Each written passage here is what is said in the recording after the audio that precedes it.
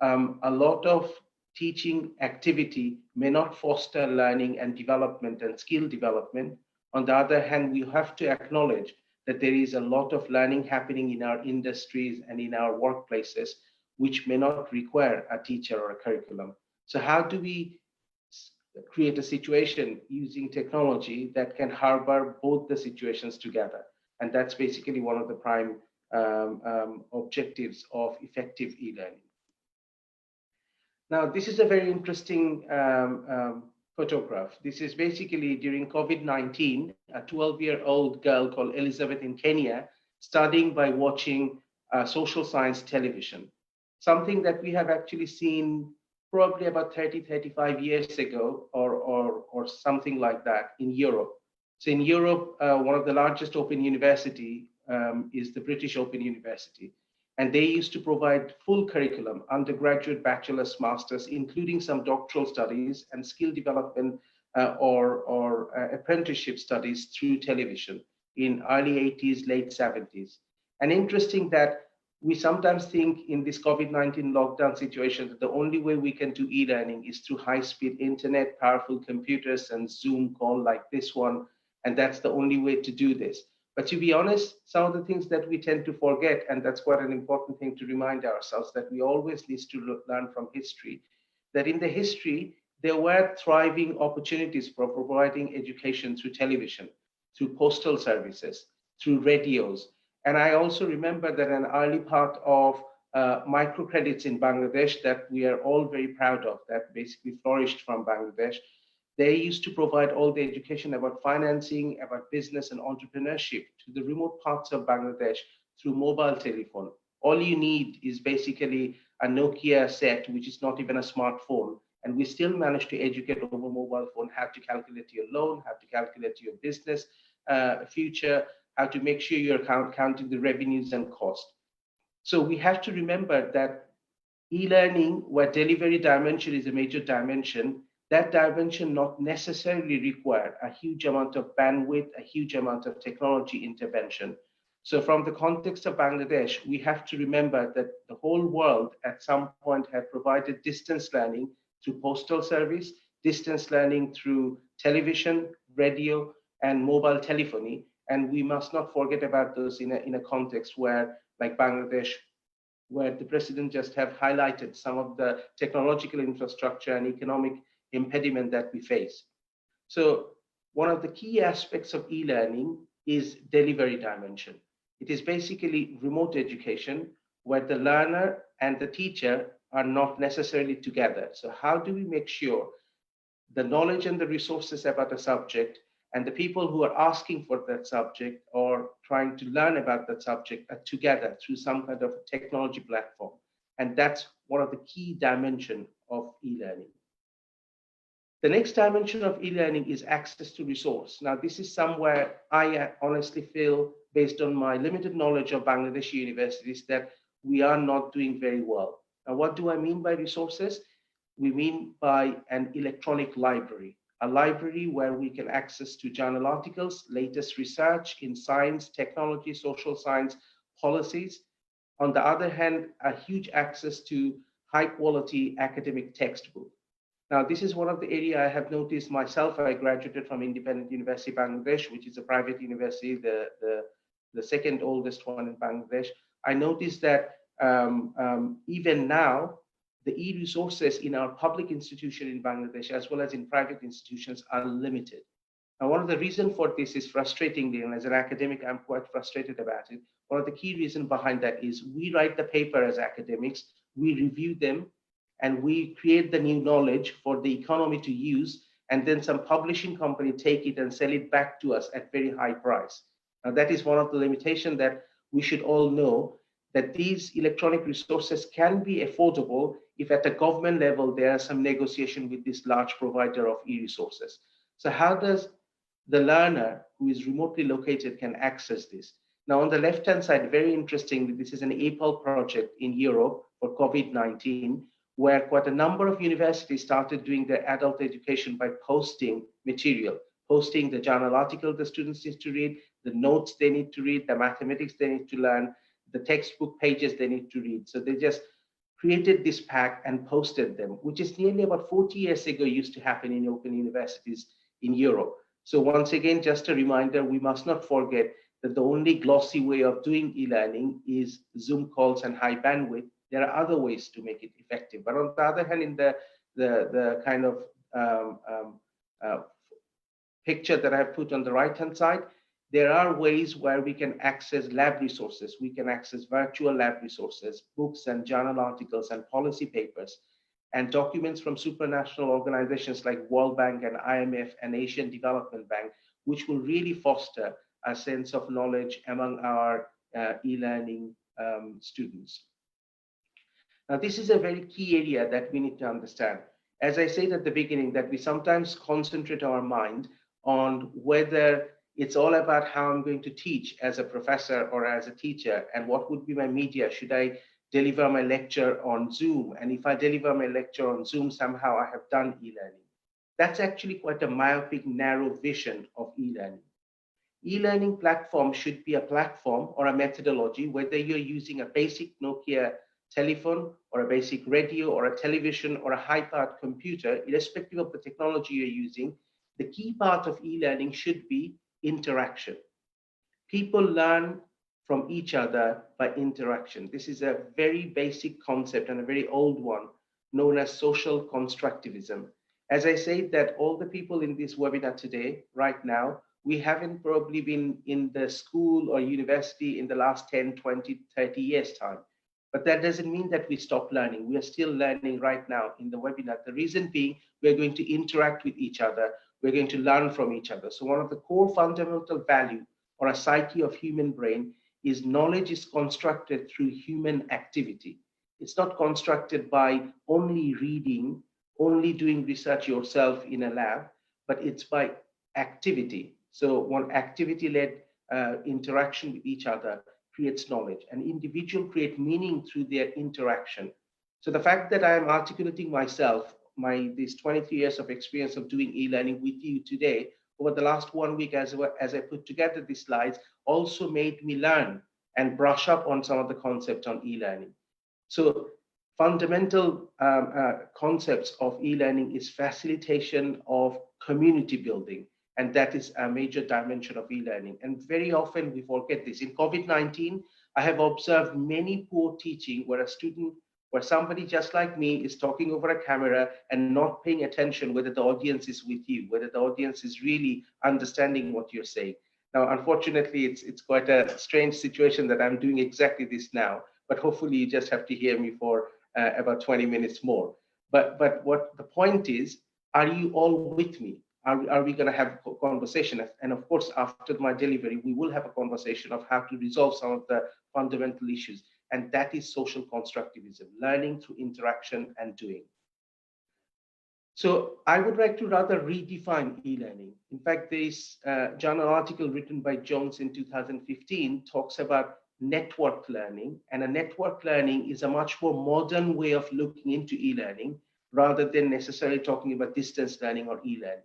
So let's just quickly read this definition. It's an important one. Learning in which information and communication technology is used to promote connection.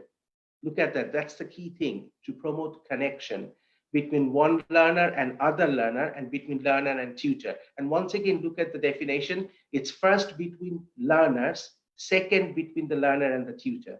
So the question that I always ask to my own professors at the University of Surrey, and I have asked the question in other universities as well, that why we are focusing on the interaction between learning and tutor rather than learner and learner. So when I'm delivering a lecture on Zoom, all I'm fostering is just disseminating knowledge without paying attention whether the students are getting it.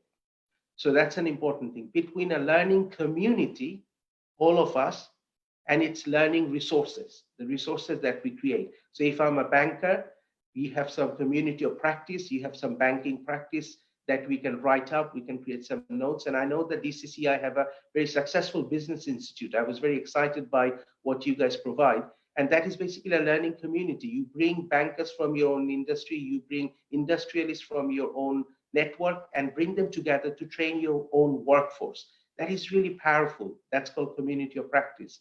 So the key term in this definition is connection, And the emphasis is on the interaction between people mediated by technology and between people and resources. So I would like to request all the audience to kindly focus on this definition as a modern way of looking into e-learning. Now, just quickly in a fun way, I just want to show that how I have experienced education in my life. So as I was growing up in Bangladesh, I went to Kumila Cadet College, and after that I went to for 7 days to University of Dhaka, which was very interesting kind of experience. But ultimately I chose to study in IUB. Back then there were only about 60 students in IUB, and we were studying in bedrooms of residential houses in Gulshan and that area. Things have moved a lot, and government have supported to flourish the private education sector, which is such a wonderful thing to see. But what I have experienced, not only in Bangladesh, but also coming to Cambridge in UK, that there is a sage on the stage. So that's the teacher, the professor, the knowledge holder, and there is a bunch of students. So I remember studying economics with Professor Amartya Sen in Cambridge University, and I was one face out of 500, sat into a lecture theatre, and Professor Sen taught us social choice theory. His lectures was fabulous, but I still felt that when I'm disconnected, he didn't quite know that I am actually falling behind and I'm disconnected. So there is a serious looking teacher with the knowledge, and there's quite a bunch of bored students thinking that how am I going to cope with this? And that's a common scenario across the globe. And there is a power relationship in these relationships, because no matter how friendly my teacher is, the teacher is going to mark my assessment. He or she is going to give me mark. He or she is going to decide whether I'm going to graduate out of my program or whether I'm going to fail. So no matter how friendly they are, there is a power relationship. And we have to remember that in e-learning, that power relationship is broken down as much as possible to foster learning.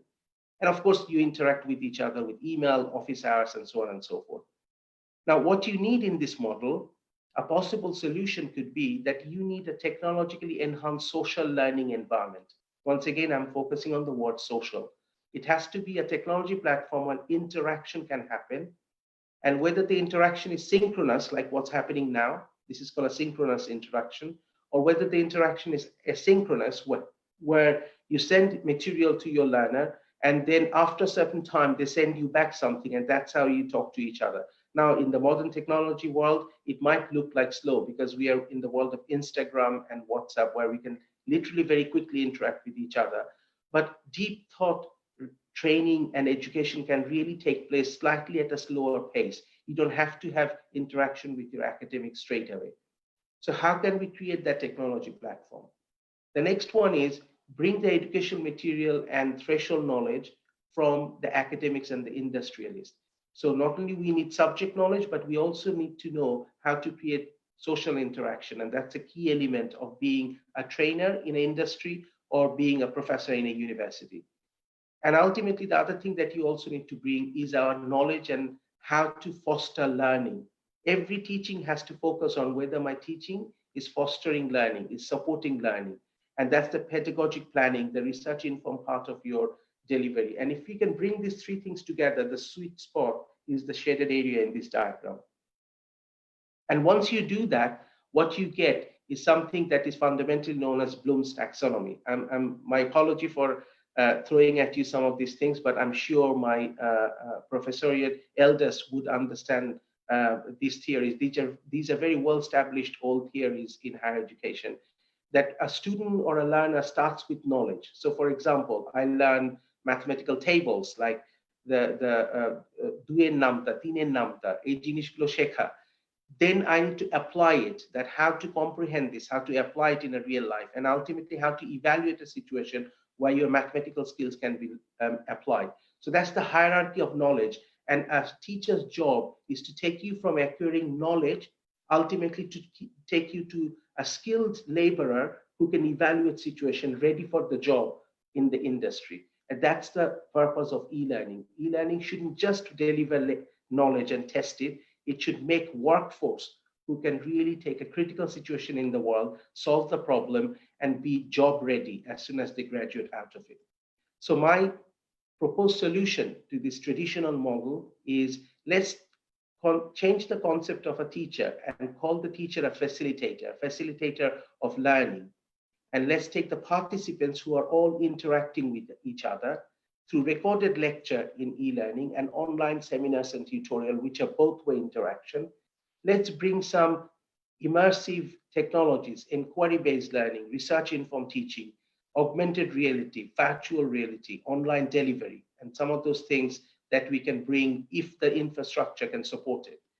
Let's bring virtual learning environments. So at the bottom of the diagram, you can see blended learning by default, digital fluency, information literacy. Virtual learning environment is a key part. Now, it's quite disheartening to see that many universities in Bangladesh still don't have a systematic virtual learning environment. And that's going to be a major limitation. And we have to focus on designing courses for interaction on a virtual learning environment. All the Western universities, of course, we are affluent, we have the money and the infrastructure. We tend to have virtual learning environment across the university. In fact, VLE is something that has entered the Western universities nearly 25 years ago. So there is no course that I teach which doesn't have an online presence, whether there is COVID or not. So once COVID happens, all my materials are already there, and that's something that we need to focus on in Bangladesh. So we can create online discussion, which is asynchronous. We can make sure the virtual learning environment is developed by the learners through wiki technology. So wiki is a concept where everybody can contribute in building the knowledge.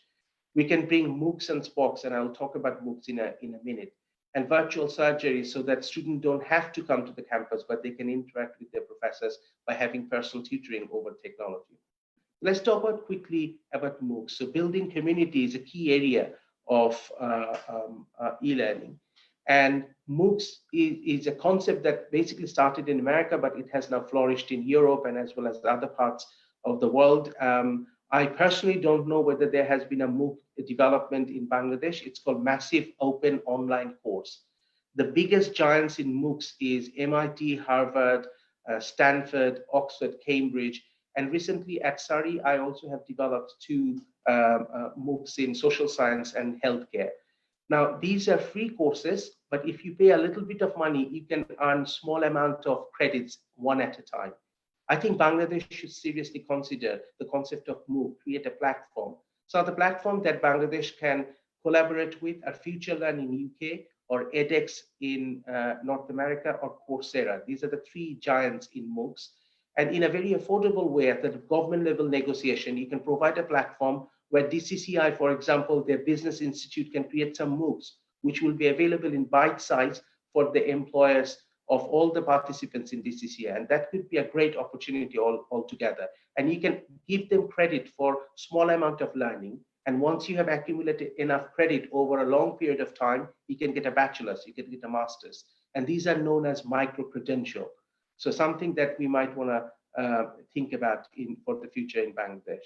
Now, why this is all important from the context of DCCI? Because the industrialists, all of you are in the industry, you're running thriving businesses, you're looking for enterprising individuals coming out of university, even despite of COVID-19 or online education, they should be able to work with you and be work ready. So and on top of that, once they have joined your companies and industries, you still have to develop them. So one of the advantage of having this network learning is its convenience. You can offer it very quickly. You don't have to release those workforce necessary to go to university. It is interactive, so you can create a community of practice among industrialists. It's personalized, so you can actually offer a very custom tailored course to one person. He or she doesn't have to fit with others to fit into a course. It's employee centric, which is really important, which means that you can retain your employees. They don't have to leave your company to do the MBA. They can do the MBA while doing work. And some of those things can be really useful. And ultimately, it will be cost effective. Some of the MBAs in the world, the powerful ones, could be as high as $100,000 in terms of doing that MBA. Why can't we bring that knowledge through MOOCs to Bangladesh, taught by the giants of the business world, taught by the giants of the science, but you can still offer it to the DCCI members. And that's something we might want to think about. Very quickly, what are the educational vision for us? We should make sure that any education process provides a global and cultural intelligence. We have to think beyond Bangladesh. We have to think that we are a major economic power in the thriving economies, and we can compete with even economic giants like the BRIC economies, the Brazil, Russia, India, China economies, and negotiate with them. So our workforce not only needs to have the context in Bangladesh, but they also need to find out a way to negotiate abroad and expand the horizon of our industrial proliferation. So as a matter of fact, having the knowledge for it and the skills for it is a very important one. And having the resilience and resourcefulness so that when you face a pandemic, you're locked down in your house, you still have the resilience to go through this stressful situation, learn remotely, and provide the necessary skills and support that you need to provide for your job, but still keep yourself really engaged. Now, there are three ways of thinking of curriculum development. I will just quickly go through that. Most of the time when we think of curriculum, we think of the product. What are we going to teach? So for example, I'm a finance professor. Every time I think of a BSc in finance or an MBA in finance, I think of what are the things in finance I need to teach. If you're an electronic engineering professor, you always think about what are the electronic concepts we need to teach. So that's one way of looking at it, that you develop curriculum online or offline by concentrating your mind on what to teach. But on the other hand, my proposal to all of you would be, let's not focus on what to teach. It's important. Of course, it's important that I focus on what to teach in finance and engineering and medical science and technology. However, it's important that how to teach this, how the students are going to interact with finance. There's no point crowding the curriculum with a lot of what, where how the learners will interact with the content is very poorly designed. So curriculum design is just like product design, just like innovating, coming up with a new product, just like how Apple comes up with their new product or Microsoft comes up with their new product. So let's focus our mind how the user is going to use this product rather than what is in the product. And very many times in higher education, we focus our mind on the content and not on how students will interact with it. And if you do that, then you create a praxis, you create a purpose of higher education for social justice. Shams Bhai talked about that digital divide is happening in Bangladesh due to different sort of economic disparity that exists in developing world. So how can we make sure that when we are developing courses in North-South, in IB, in University of Dhaka, in IBA, these courses can be accessible by somebody who born in a agro-based family in the remote parts of Bangladesh. It doesn't give an advantage to the rich children in the cities of Dhaka and Chittagong who have access to technology. So let's focus on process, then focus on product, then you will find social justice being established through education. This is just an example of curriculum framework. Whenever we design curriculum, I propose that the curriculum fundamentally, no matter what discipline the curriculum is in, should have some dimension which are focused on students. So this is a curriculum framework I developed with my professors in my previous institution. And you can see the university was known as Solent University. And one of the professors in the call today, Khaja Bhai, actually very kindly visited me in Solent University as well. So what we are doing here is no matter whether you go to Solent University to study science, social science, or technology, or business, or economics, or law, you still have these dimensions. So it is a personal knowing journey. You will be critical, creative, and applied. The students will have the intellectual stimulation for life. They will be socially and personally grow. They will have the authentic engagement with assessment, and they will have outward facing. These are the qualities you need to be a good employee, to an entrepreneur, to be an industrialist. And that's how we should basically create curriculum. In the same way, in my current university at University of Surrey, I now have created this curriculum framework. So come to University of Surrey, study whatever you want to study, but you will know about sustainability. You will know about global and cultural intelligence. You will know about digital capability. You will be employable and professionally developed. And you will have resourcefulness and resilience to go through difficult situations, difficult political situations, difficult environmental situations, difficult situations like the COVID-19. So it gives you the mental health and well-being to go through difficult situations. And that's called a curriculum framework. And I would really propose in e-learning curriculum development, we pay attention to the skills that we need to develop among our workforce. One of the key concepts of quality assurance, because I've been requested that I spend a little bit of time of e-learning quality assurance, is to make sure we understand what's the learning objectives, we understand the learning and teaching activities, and then we also understand how we're going to assess the students and how we are going to provide them feedback and create an alignment between them. So just to give you a simple example, I want to teach bankers how to do limit application, how to open LAs, and how to open a trade agreement with where import export can happen. That's my objective. How am I going to teach that? What will be the content? How am I going to explain this to a bunch of young bankers and make them interact with each other, with their community of practice? What test I'm going to give them?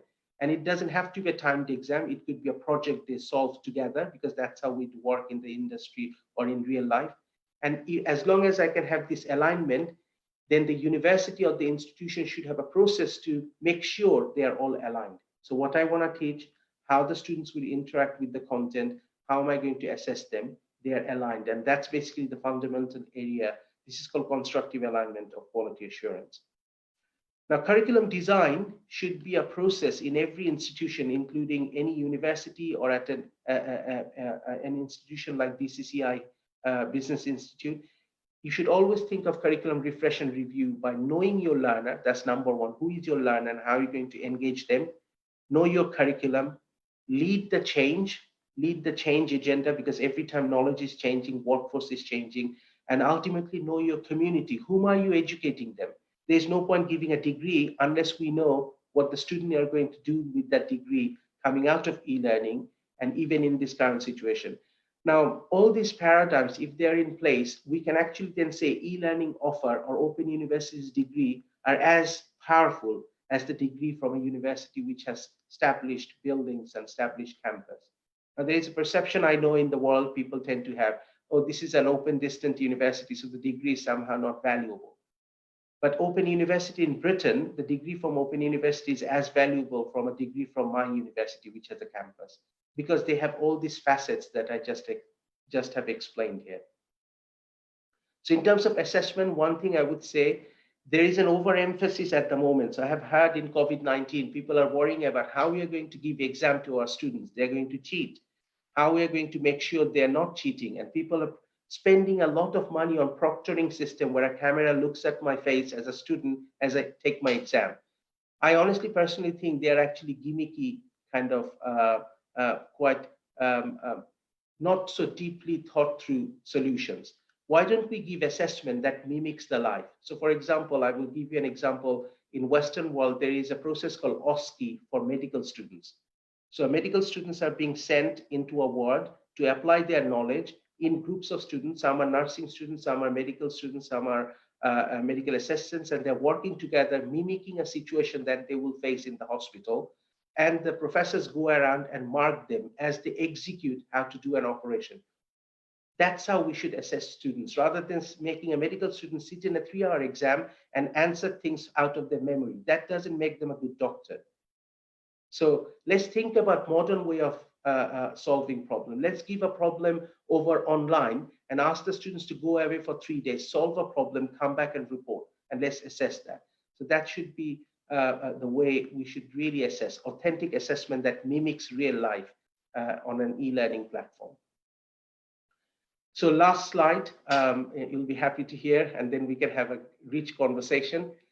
These are a few of the things I would request our Honorable Minister, as well as the educational giants and the industrialists, that those of you are here in this call today. In fact, Mr. Mahmood has already beautifully articulated some of the things. You kind of stole my thunder in that sense, because you already have articulated what needs to be done in Bangladesh.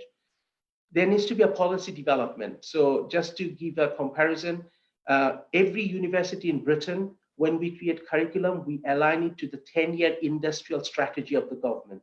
So Boris Johnson and the Ministry of Business and Education come up with an industrial strategy. They tend to be 10 years long, and university curriculum are aligned to it. So what are the workforce do we need in the 10 years in this country, and the university then align to it. So let's come up with an industrial strategy, provide some resource allocation to the universities and training institution. Let's create some partnership with workforce development. The focus of the university and e-learning education needs to be workforce development. Let's create some communication infrastructure and learning resource infrastructure. So it's not just about mobile telephony and making it affordable, but it is also about making those negotiations so that the high-powered research outcomes and the books are available to the remote parts of Bangladesh. How can we make sure they're affordable?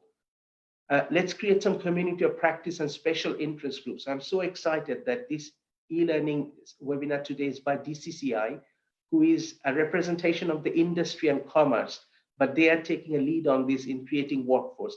That's the kind of thing we need to do, bring the people together.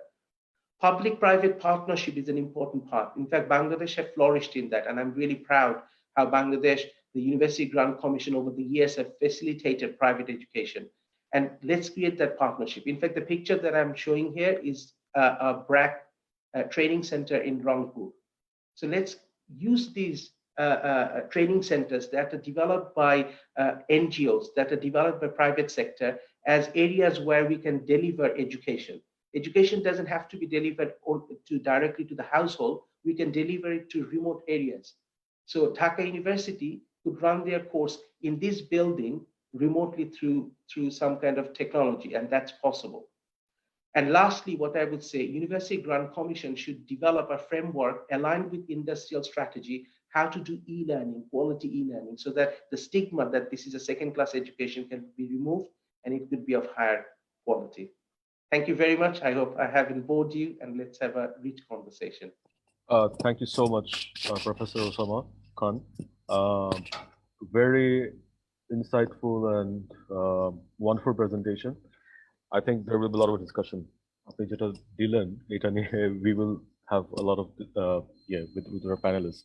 So first of all, I would like to invite Dr. Muhammad Ishtiaq Azim, Professor, Department of Accounting and Finance, North-South University. Sir, your comments, and also we would like to hear NSU কি করছে এই মুহূর্তে আপনারা কিভাবে students সাথে engage করছেন আর what challenges do you see? All right, thank you Mr. Sams Mahmood. Thanks for giving me the floor, and I want to start with giving my salam to our honorable education minister Dr. Deepu Muni, and also convey my salam to all the speakers here. And first of all, like North-South University, we're actually like before having this problem or before having COVID-19, we actually start using probably 2-3 years back, we start using Google Classroom. So it's not a big issue for us. So we're actually waiting for the instruction from UGC. And what actually happened, the university provided us some training. So for the faculty, they provide some training beforehand, before the UGC provide the order to start online classes. So I think we are pretty ready and we don't have any issues. And our students go very well.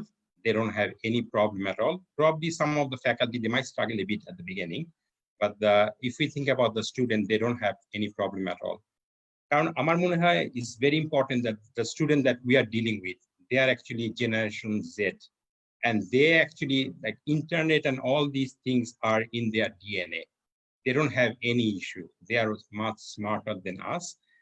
এবং আমার মনে হয় যে is very important, like probably this is a good push for us, this COVID-19. I think it's a positive thing for the education industry, and this digital push actually help us, because we can now think that probably beforehand we actually have some idea that we are pretty much ready for this e-learning and all these things, but we never test that one. So this platform, like this problem actually give us some challenge, and Bangladeshi people take that one positively. And now all the public and private universities, they actually have online classes. Even the schools and college, they are conducting online classes. So they don't have any issue, I think, except some of them. So আমার মনে হয় যে আমাদের এটার জন্য এই পুশটা দরকার ছিল। আমাদের এটা হয়তো সাহায্য করবে আমাদের ফাস্টার যেতে এই লাইনে। কারণ আমরা যদি দেখি আসলে কি হতে যাচ্ছে, আমরা যখন ছোট ছিলাম, আমরা মনে আছে আমরা হয়তো 80s 90s এ স্কুল করেছি, তখন কিন্তু আমরা ব্ল্যাকবোর্ড ইউজ করতাম। আমাদের ক্লাসে হয়তো আপনাদের সবারই মনে আছে যে ক্লাসের টিচাররা ব্ল্যাকবোর্ড ইউজ করতো, আমাদের অনেক স্লেট থাকতো, কাগজে আমরা লিখতাম। কিন্তু এই যে last 30 to 40 years, there is a big change happening, and we need to cope up with that one. আর আমার মনে হয় যে আমরা আসলে এই জেনারেশনকে, এদেরকে মনে হয় আমরা ডিজিটাল ডিভাইস থেকে আর বাদ দিতে পারবো না।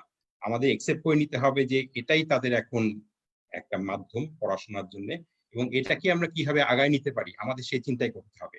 এন্ড ওসামা খান যেটা বললেন, প্রফেসর ওসামা খান, আমি তার সাথে একমত। আমি আসলে গত বছর আসছি বাংলাদেশে, তার আগে আমি 17 years I was working in Australia in different universities. So I have seen all the changes, and I'm in a point that I can see what actually the Western societies are doing and what we are doing. And আমার একটু সন্দেহ ছিল যে আসলে আমরা পারবো কিনা, যখন COVID-19 হলো আমার সন্দেহ ছিল যে আসলে সবাই আমরা যেতে পারবো কিনা, specially public university, they don't have the infrastructure and all these sort of things. কিন্তু আমার মনে হয় এটা তাদের জন্য অত বড় চ্যালেঞ্জ হয়নি, হয়তো সাপোর্ট ছিল সবার কাছ থেকে, এবং আমরা বাংলাদেশিরা আমরা মনে হয় খুব সহজেই নতুন জিনিস অ্যাডপ্ট করতে পারি, যেটা আমাদের একটা পজিটিভ, আমাদের ইনহেরেন্ট জিনিসটা আমরা খুব পজিটিভলি সবকিছু নিতে পারি, আমরা রেডি থাকি। অনেকে বলে যে হ্যাঁ ইন্টারনেট স্পিড হয়তো ভালো না, কিন্তু আমরা দেখেন আমরা হয়তো এই মোবাইল ইন্টারনেট ইউজ করে ক্লাসগুলো করছি। সো এটার জন্য আমরা হয়তো রেডি ছিলাম না, কিন্তু এখন আমাদের যে সুযোগটা আসছে যে আমাদের চিন্তা করতে হবে কোভিড এর পরে আমরা আসলে কি করতে যাচ্ছি। কারণ এখন থেকে যদি আমি চিন্তা করি যে another 30 or 40 years what is going to happen in the education industry, তাহলে আমরা দেখবো যে আসলে এই যে ক্লাসরুমের কথা বলছি, ফিজিক্যাল ক্লাসরুম, এটা হয়তো এইভাবে আর হবে না।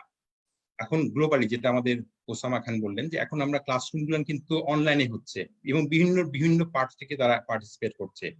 সো এই জিনিসগুলো চলে আসবে। তারপরে আমাদের ধরেন এইটা এক্সেসিবল হয়ে যাবে সবার জন্য যখনই আমাদের ভালো ইন্টারনেট থাকবে, এবং আমি জানি আমাদের গভর্নমেন্ট চেষ্টা করছে যে 2023 এর মধ্যে ইন বাংলাদেশে all the big cities they are going to provide 5G। So আমাদের ইন্টারনেটের প্রবলেমও থাকবে না, আমরা ইনশাআল্লাহ এটারও সলভ করে ফেলবো। কিন্তু আমাদের ওয়ে ফরওয়ার্ড চিন্তা করতে হবে যে আমরা আসলে কোন জায়গায় যেতে যাচ্ছি, আমরা আমাদের 20-30 বছর পরে আমাদেরকে কোন অবস্থায় নিতে যাচ্ছি, এবং সেজন্য আমাদের জেনারেশনকে আমরা কিভাবে রেডি করব। কারণ এই জেনারেশনকে কিন্তু আমাদেরই তৈরি করে দিতে হবে। এই জেনারেশন জেড এর কথা বললাম, আর এরপরে যারা আছে সেটা generation alpha. So we need to actually make them ready for the next challenges. এবং তারা কিন্তু গ্লোবাল চিলড্রেন, তারা কিন্তু গ্লোবালি মুভ করবে, তারা কিন্তু বাংলাদেশের মধ্যে লিমিটেড থাকবে না। সো তাদেরকে আমাদের এরকম এডুকেশন দিতে হবে যারা তারা সবখানে কোপ করতে পারে এভরি সিঙ্গেল সিচুয়েশন। আর আমি যেটা দেখেছি আসলে বাইরে যেটা করে, এটা আমাদের হয়তো প্র্যাকটিস করতে হবে। আমরা চেষ্টা করছি, যেমন ওখানে আছে ক্যাপস্টোন ইউনিট আছে, আমি জানি যে প্রফেসর ওসামা খান এসব ভালো জানেন। আসলে তারা যে জিনিসটা লার্ন করছে, বিভিন্ন সাবজেক্টে আমাদের স্টুডেন্টস সব লার্ন করছে, আমরা হয়তো ক্যাপস্টোন ইউনিট দিয়ে তাদেরকে এটা চ্যালেঞ্জ করতে পারি যে তোমরা কি করে এটা সলভ করছো। বাইরে যেটা হয়, বাইরে কিন্তু ইন্ডাস্ট্রি গুলান অফার করে, তারা সব ছোট ছোট প্রবলেম সলভ করছে, সেটা ইন্ডাস্ট্রি গুলান তাদের স্টুডেন্টদের বিভিন্ন ইউনিভার্সিটির আমরা নিয়ে আসি প্রজেক্ট গুলান, তখন স্টুডেন্ট গুলান কাজ করে, তারা টিমে কাজ করে, 4-5 জন কাজ করে এই ক্যাপস্টোন উঠায় দেয়, করে তারা তাদের কি সলিউশন হতে পারে তারা সেটা প্রেজেন্ট করে ওই ইন্ডাস্ট্রি পিপলদের কাছে, তখন তারা সেখান থেকে বিভিন্ন সলিউশন বের করে নিতে পারে। তারপর সেখানে আছে যে ইন্ডাস্ট্রি বেসড লার্নিং আছে, আমরা স্টুডেন্টরা যখন গ্রাজুয়েট হয়ে যায় আমরা তাদের ইন্ডাস্ট্রিতে পাঠায় দিই কাজ করার জন্য, 6 মাস বা 1 বছর তারা কাজ করে ওখান থেকে। So they got the industry experience before they even graduate. So we can actually think about these ways, how can we actually implement all these things in Bangladesh Educational Institute as well. তারপর ওখানে আমরা বলি flip classroom, আমরা বলি blended learning. আমরা হ্যাঁ আমি জানি যে এখানে অনেকে হয়তো প্রশ্ন করবে যে আমরা আসলে টু মাচ স্ক্রিন টাইম দিচ্ছি, এই সম্পর্কে হয়তো আমাদের মতামত কি। সো এখানে আসলে আমরা হয়তো ব্লেন্ডেড লার্নিং এর মাধ্যমে, blended learning, because there are different ways, there are lots of research actually done, like কি করে আমরা স্ক্রিন টাইমটাকে অ্যাভয়েড করতে পারি, প্লাস কি কি মেজার্স আমরা নিতে পারি, আমরা ওদিকে চিন্তা করতে পারি। আমাদের এখানে অনেক বড় রিসার্চার আছে, তারা সাজেস্ট করতে পারে যে কি করে আমরা স্টুডেন্টদেরকে এ থেকে বাইরে নিয়ে আসতে পারি। এবং যেটা ওই প্রফেসর ওসামা খান বলেছে যে আসলে স্টুডেন্টরা লার্ন করে একজন আরেকজনের সাথে ইন্টারাকশনের মাধ্যমে। সো আমাদের আসলে এরকম সিস্টেম করতে হবে যে আমাদের কিন্তু ওই টিচার সেন্টার লার্নিং না করে আমাদের স্টুডেন্ট সেন্টার লার্নিং এর দিকে যেতে হবে। আমরা ওদেরকে প্রজেক্টগুলো দিয়ে দিব, ওদের কাছ থেকে আমরা বলবো তোমরা কি শিখতে চাও, যেমন ক্যারিকুলাম ডেভেলপমেন্টের কথা বলা হলো, আমার মনে হয় যে আমরা ওদেরকে জিজ্ঞাসা করতে পারি আসলে তোমরা কি কি জিনিস শিখতে চাও তোমাদের ক্লাসরুমে। আমরা মনে করছি ওরা কি জানে, আমরা তো আসলে অনেক দিন ধরে পড়াচ্ছি, আমরা জানি যে আসলে কোন কোন নিডস আছে, কিন্তু ওদের সাথে কথা বলে দেখেন ওরা কিন্তু দে আর স্মার্টার দেন আস, তারা অনেক জানে, কারণ তাদের জন্মটাই হচ্ছে এই জেনারেশনে, জেনারেশন জেড, তারা কিন্তু অনেক অ্যাডভান্স আমাদের কাছ থেকে, তারা ইন্টারনেটে গুগলস এর মাধ্যমে তারা অনেক কিছু জেনে যায়। সো তারা কাছে আমরা জানতে যেতে পারি যে আসলে দেখো তোমরা কি জানতে চাও, তোমরা ক্লাসরুমে কি শিখতে চাও, আমরা ওদেরকে দিলাম। কারণ যখন তাদের মধ্যে ওনারশিপটা আসে, তারা যখন বলছে যে হ্যাঁ আমি এটা শিখতে যাচ্ছিলাম, আমার টিচার আমাকে এটা শিখাচ্ছে, তখন they are more engaged, they are motivated to learn. So I think we need to think about all these things and how can we actually implement all these things. And আমরা গেমিফিকেশনের কথা বলি, আজকাল গেমের মাধ্যমে টিচ করা হয় স্টুডেন্টকে। আমার মনে আছে আমার একজন এক্স কলিগ সুইনবার্ন ইউনিভার্সিটিতে অস্ট্রেলিয়া, সে একটা অ্যাপস ডেভেলপ করলো, সেটাতে হয় কি প্রতিদিন সকালে সে যে সাবজেক্টে পড়ে প্রতিদিন সকালে স্টুডেন্টদের কাছে তাদের সবারই ফোন আছে, একটা কোশ্চেন চলে যায় যে এটা তোমার মনে হয় কি কোনটা অ্যান্সার হবে, 4টা এমসিকিউ, লাইক এমসিকিউ। তারপরে তাকে 24 আওয়ার্স দেওয়া হয়, সেটার মধ্যে সে অ্যান্সার করে এবং পরের দিন সেটা রেজাল্ট দেওয়া হয় এবং দেখা যাচ্ছে যে এর মাধ্যমে স্টুডেন্ট আসলে অনেক বেশি লার্ন করতে পারছে। So we can also think about, because nowadays every student actually have iPhones and they have all the smartphones and they have some kind of digital device. So we can think about this kind of things, and this is the new way of teaching all the students. So we can think about what is the way forward. আমার মনে হয় সবচেয়ে important যেটা সেটা হচ্ছে যে আমরা ভবিষ্যতে আমাদের স্টুডেন্টকে কোন অবস্থা দেখতে চাই, যেহেতু তারা গ্লোবাল চিলড্রেন, সো তারা গ্লোবালি মুভ করবে, সে অনুযায়ী আমরা যাতে রেডি করতে পারি আমাদের স্টুডেন্টকে যে তারা যাতে সবখানে যেই সফল হতে পারে। আমরা জানি বাংলাদেশে সবখানে যেই সফল হচ্ছে এবং আমরা চাই যে আমাদের স্টুডেন্ট যারা ভবিষ্যতে আছে তারাও সবখানে যেভাবে তারা সবখানে তাদের প্লেস করবে। এবং এখন আসলে পৃথিবীতে তো আমরা এখন অনেক ইউনিভার্সিটি, অনেক স্কুল, অনেক কলেজ বলছি পেপারলেস স্কুলের কথা বলছে, অনেক স্কুল এখন পেপারলেস হয়ে গেছে এবং তারা ডিজিটালি মুভ করছে। সো আমরাও আস্তে আস্তে আমাদের, আমি যেটা সাজেশন দিব আর কি আমাদের মহামান্য এডুকেশন মিনিস্টার আছে তার কাছে, যে আমাদের 3টা সাজেশন। একটা হচ্ছে আমার মনে হয় যে এই কোভিড-19 যখন আমরা সেটেল হয়ে যাবে, যখন আমরা আবার ইউনিভার্সিটি স্কুল কলেজ খুলে দিব, তখন আসলে এডুকেশন মিনিস্ট্রি থেকে অথবা ইউজিসি থেকে বলতে পারে যে এই ইউনিভার্সিটি গুলা যারা এতদিন এইটা নিয়ে ডিল করলো, public university, private university, what is the way forward, what they are thinking, where they want to take these online classes or e-learning things in the next stage, তাদের কি চিন্তা ভাবনা, কারণ সেখানে সব ইউনিভার্সিটিতেই ভালো ভালো লোকজন আছে যারা এই ব্যাপারে চিন্তা ভাবনা করে। তো তারা কি চিন্তা করছে, তারা এটাকে কোথায় দেখতে চায়, so we can get some suggestion from them. And that is the first suggestion I have. And the second one is আমরা হয়তো কোনো নিডস বেস অ্যানালাইসিস করতে পারি, আমরা দেখতে পারি আসলে আমাদের এডুকেশন ইন্ডাস্ট্রিতে কি কি প্রয়োজন আছে, আমাদেরটাকে আমরা যে নেক্সট লেভেল নিতে চাই, আমাদের কোথায় কোথায় শর্টেজ আছে, কিভাবে আমরা এটা ইমপ্রুভ করতে পারবো, এটা আমরা একটা অ্যানালাইসিস করে দেখতে পারি। এন্ড থার্ড সাজেশন ইজ আমাদের ক্যারিকুলাম আসলে ডেভেলপ করা দরকার। আমার মনে হচ্ছে যে আমরা অনেকদিন ধরে স্টার্টিং ফ্রম দ্য স্কুল, আমার মনে হয় কারণ স্কুলে এখন আমাদের অলরেডি জেনারেশন আলফা যারা বর্ন করেছে 2010 থেকে 2024 এর মধ্যে যারা বর্ন করবে আমরা তাদের বলি জেনারেশন আলফা। সো অলরেডি তারা কিন্তু স্কুলে বা প্রি স্কুলে আছে। ইভেন জেনারেশন যেটা আমরা বলছিলাম জেড এর কথা, যারা বর্ন করেছে 1995 থেকে 2009 এর মধ্যে, so they are already in the school and college. এবং 2025 এর মধ্যে স্ট্যাটিস্টিক্স বলে যে আমাদের ওয়ার্কফোর্সে 27% of the people will be from generation Z. আর আমাদের বাংলাদেশে তো আমাদের পপুলেশন যে already 65% of the population is under 35 years of age. So we have a huge population, we have a huge, this energetic generation, and we need to actually use them. We need to think about how can we use them.